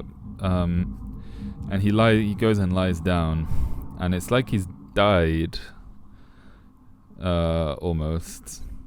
He says, the sign has come and his heart was transformed. And in truth, when it grew clear before him, there lay at his feet a sallow, powerful animal that lovingly pressed his head against his knee and would not leave him, behaving like a dog that has found his old master again. The doves, however, were no less eager than the lion with their love. And every time a dove glided across the lion's nose, the lion shook its head and wondered and laughed. Okay, so that's also... yeah. And this is a very tender moment. So you're a bit faster than me. So he... what happens is a bunch of doves appear. He hears a noise. And a doves and a lion appear. And he takes this as a sign. That's why it's called the sign. For his children that he has been kind of teasing us with in the past couple of chapters. My children are coming. My children are coming. He takes this as a sign for his children. So, let's look at the imagery here a little bit. So we have the doves, which have been used as a sign of hope or something in the Bible, right? The dove comes on Noah's Ark, as we read in Genesis, and brings the olive branch. And then the lion is, of course, a very well-established Zarathustra creature from the three what is it? Sheep. The sheep. The camel. The lion. Child. Camel. No, it's camel, lion, child. Lion.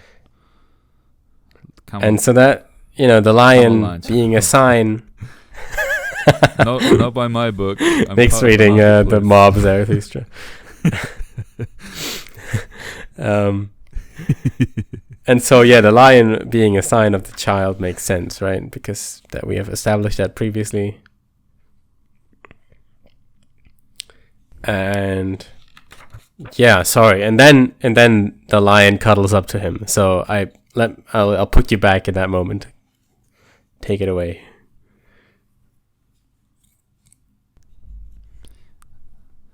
The sign has come, said Zarathustra, and his heart was transformed. And in truth, when it grew clear before him, there lay at his feet a sallow, powerful animal that lovingly pressed its head against his knee and would not leave him, behaving like a dog that has found his old master again. The doves, however, were no less eager than the lion with their love, and every time a dove glided across the lion's nose, the lion shook its head and wondered and laughed. While this was happening, Zarathustra said but one thing, "My children are near, my children." Then he grew silent. His heart, however, was loosened, and tears fell from his eyes down upon his hands, and he no longer paid attention to anything, and sat there motionless and no longer warding off the animals.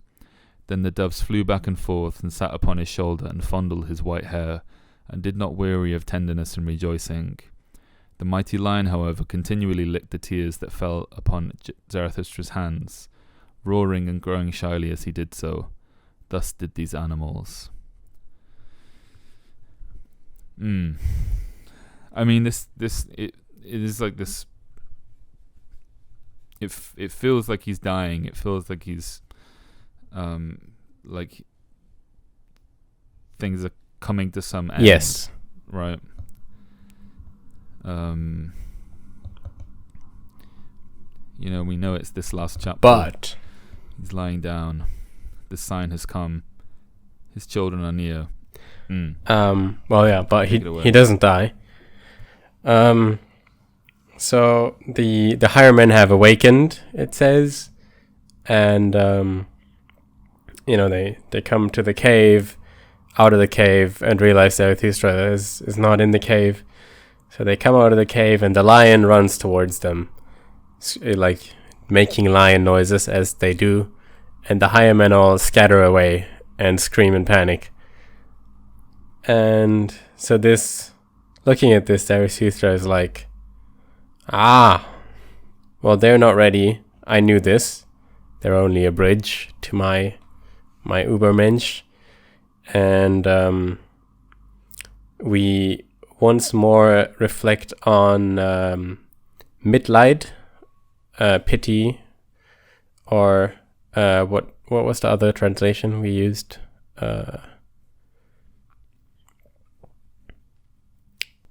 Compassion. Yeah. Compassion. So the reoccurring Zarathustra sin. So yeah, when the lion scatters them away and they run away, he feels pity for a second, I guess. Pity with the higher man, he says, and that kind of transforms him for the last time, I guess.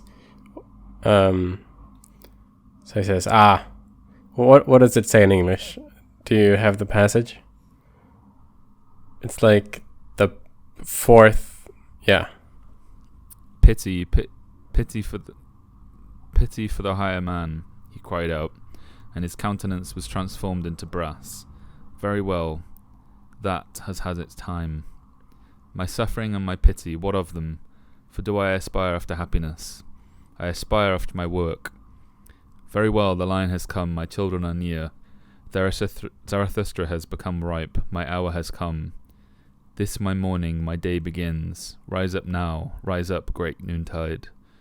Thus spoke Zarathustra and left his cave, glowing and strong, like a morning sun emerging from behind dark mountains. So the whole book we've spent following Zarathustra and him talking about how it's not time yet, how he's not ready, how the people are not ready, how the world is not ready. And it seems he ends the book with it finally being Zarathustra's time. So whatever that means, it's different from the Übermensch being created, right? We're not. Yeah.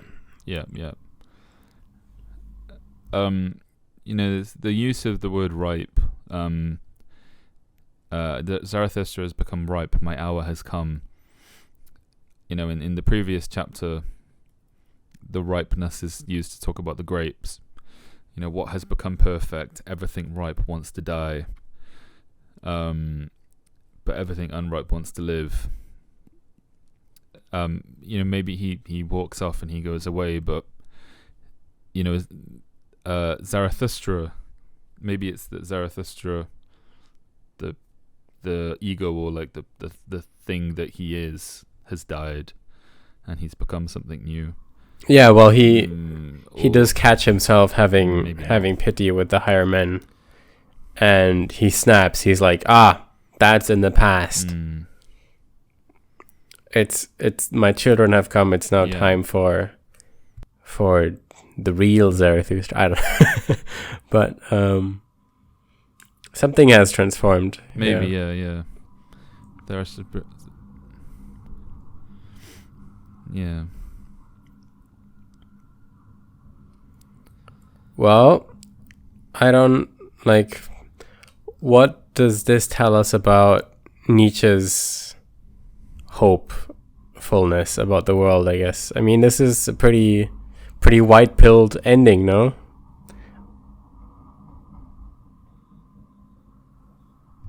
Yeah, it is. I think only because of... Okay, so imagine... imagine if this was a book about the horror of a guy constantly going in and out of his cave and never getting anywhere. Or like there's he's leaving his cave, and he's emerging from the cave. He's going into the mountains. Something's changed. He was waiting for his what children. So no.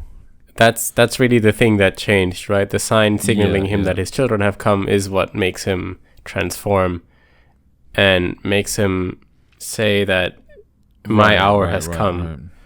So I guess he had to plant some seeds in the world first. He had to, make a foundation for his children. He had to make the children.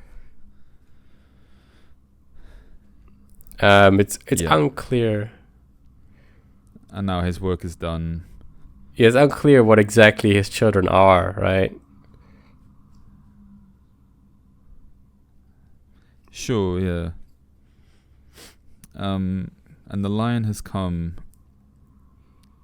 The lion has come, triggered by something as well.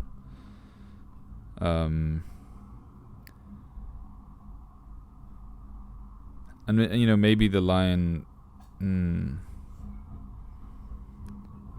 Is this the first time that we actually have a lion in the book? Yeah, I think so. Spoken about, but actually at the beginning we have established that the lion is the stage before the children, and so now he sees the lion and he's like, so therefore the children must be on their way.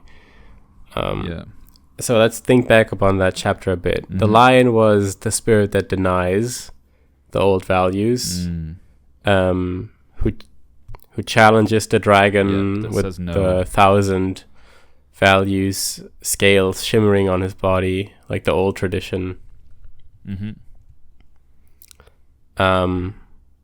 So I guess the inevitable next step, if everything goes right, is the creation of new values, right? Yeah. I mean, that really is Zarathustra as an enterprise, like as a book. Is Nietzsche just trying to say, let's make new values? Is that not kind of the gist?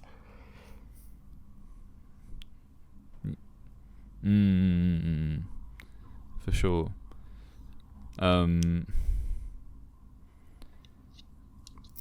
I read in a different text was Nietzsche commenting on why he picked Zarathustra as a character to deliver this message. I think he phrased it like the question no one asked, but everyone should ask is, what Zarathustra means coming out of my mouth.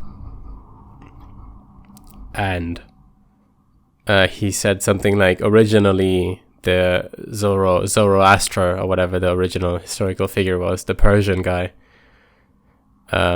he kind of established values, or a lot of the traditional values as we know them, or maybe not with perfect continuity to Christianity or whatever, but he was kind of a establisher of the old values. And so Nietzsche, the philosophy with the hammer guy, using Zarathustra to, I guess, he who creates can also take away kind of thing, to smash those values to bits then and make something new. Right. And so, at the end here he has Zarathustra shining bright like the morning sun. The sun, of course, always being used as an image of God in old scripture. And at the very beginning, just like the beginning of this chapter, Zarathustra challenges the sun, or not challenges, but he says like, great sun, how lucky you are that you have those to whom you shine, so it's inverted. It's not the sun, it's not the people serving the sun, but the sun serving the people. And he is. Yeah.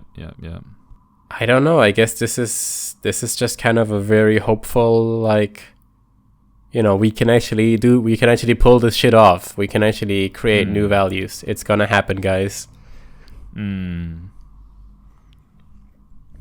Yeah.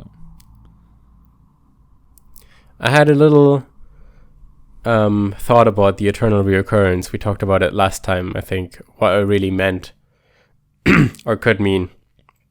We talked about how on the physics of it, it seems kind of fishy, right? Like everything repeating forever is not really like, if we think about the Big Bang and shit, like, is that really what this is about? No free will. Yeah. As well.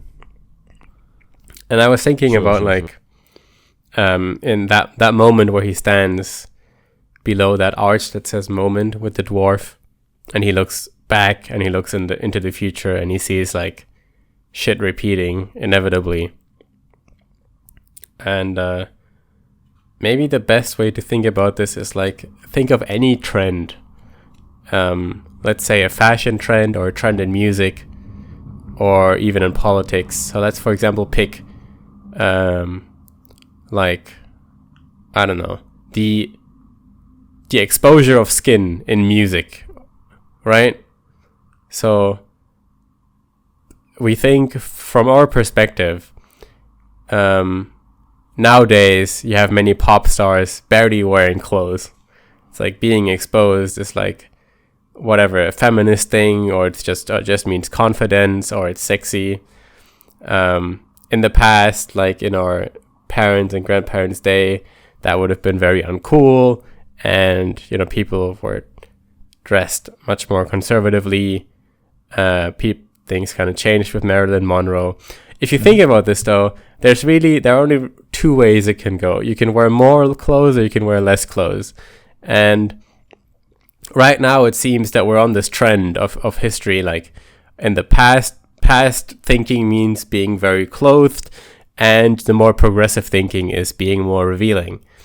But since there are only two fucking directions this can go, and we know that there always is change, at some point it's inevitably gonna take the reverse, right?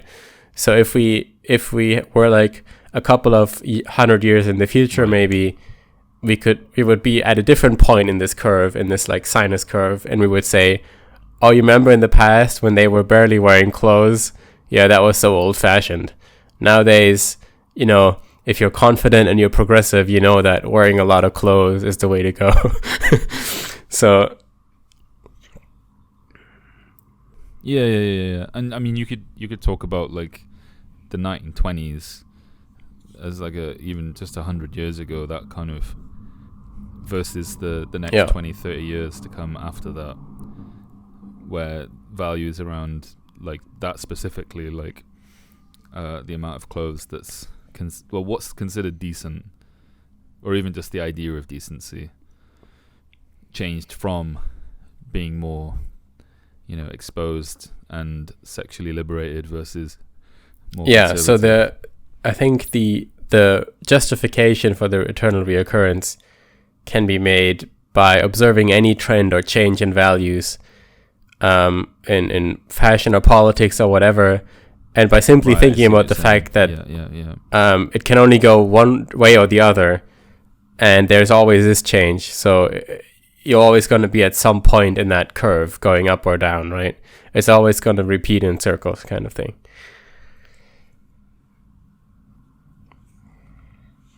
Yeah, or at least it's always on this like. Yeah, like it could be stagnant for a while. Whether it always goes from 1 to -1, or like which one seems more likely that if we stick with the fashion example, that music videos are just going to get more and more nude, and eventually they're going to be completely nude, and that's just how it's going to stay for the rest of human history. Like from now on, music videos will always be completely naked. Yeah. That's just how it's going to be. We've reached peak civilization. Yeah. We're going to start removing skin. And then like we have abolished change. There's not gonna be any change anymore. That's not gonna happen, right? Yeah. Abolish change. That's a good way of putting it. That's not going to happen. So the only way it can go from that point is more clothes. So, and there we are at the eternal reoccurrence already.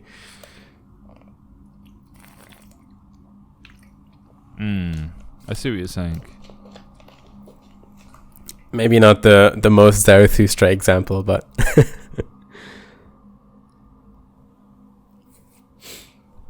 yeah.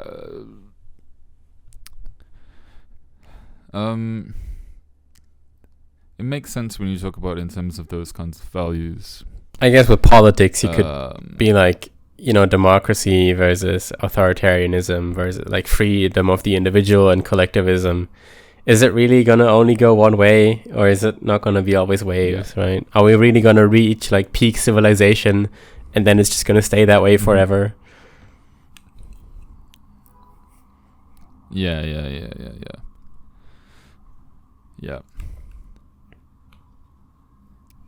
It would, that would be convenient for sure. I think that's a convenient explanation. And if we're talking about eternal recurrence in those terms, like it's about values or it's about like external changes in the real world,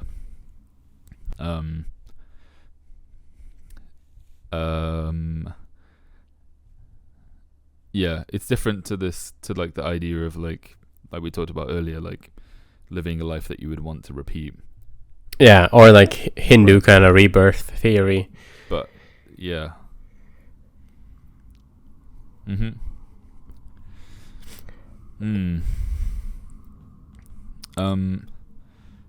Cool. I'm quite overwhelmed by this chapter and this just ending generally. It's quite like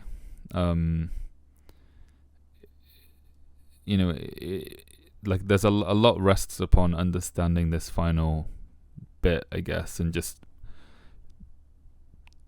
generally like I was thinking that it's like I was thinking how important this ending really is, because after looking it up, I found out that it was added on later. It wasn't even included in the first version, and like no one has really read it, to be honest. And so I don't know. It feels like this is kind of inevitably where it has to go. Like Zarathustra has to be creating and evolving, and looking for the Übermensch, I guess. So, like as you said, I didn't expect it to end up like a guy going in and out of his cave achieving nothing. But I guess the big part about part 4 is really just accumulation of all these higher men, and what their transformation is maybe more important even than Zarathustra's. Yeah. And I think it's like without these people, there's like this point of reflection, and these people who are actually real people and not just this abstract Zarathustra figure, is also kind of like a way of showing how this process is rife with difficulty and rife with crisis, but without showing it through Zarathustra himself. I get what you're saying, but on the other hand, it's like these people who are actually real, like the wizard and the prophet and the ugliest man, who we previously have established is not really a person but more of a concept. Okay. The shadow. The shadow. You know what I mean? It's like my point is that we don't, like, Zarathustra is like beyond human, I guess. That's in a way, yeah, beyond human, right? And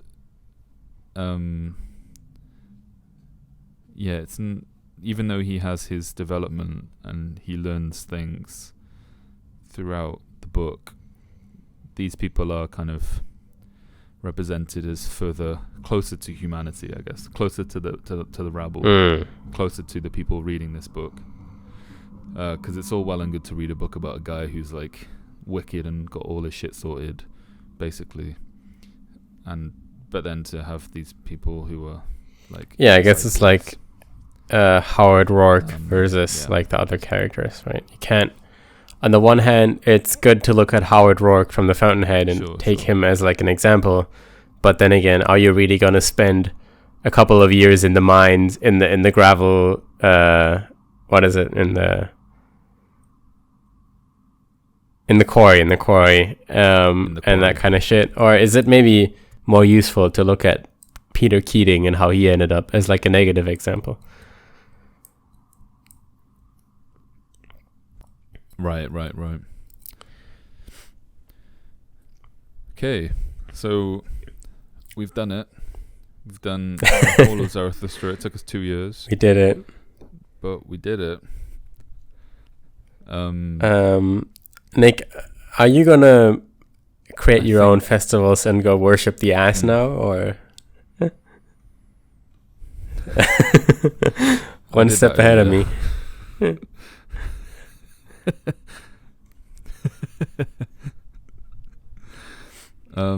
Back to the altar. Back to the altar I go.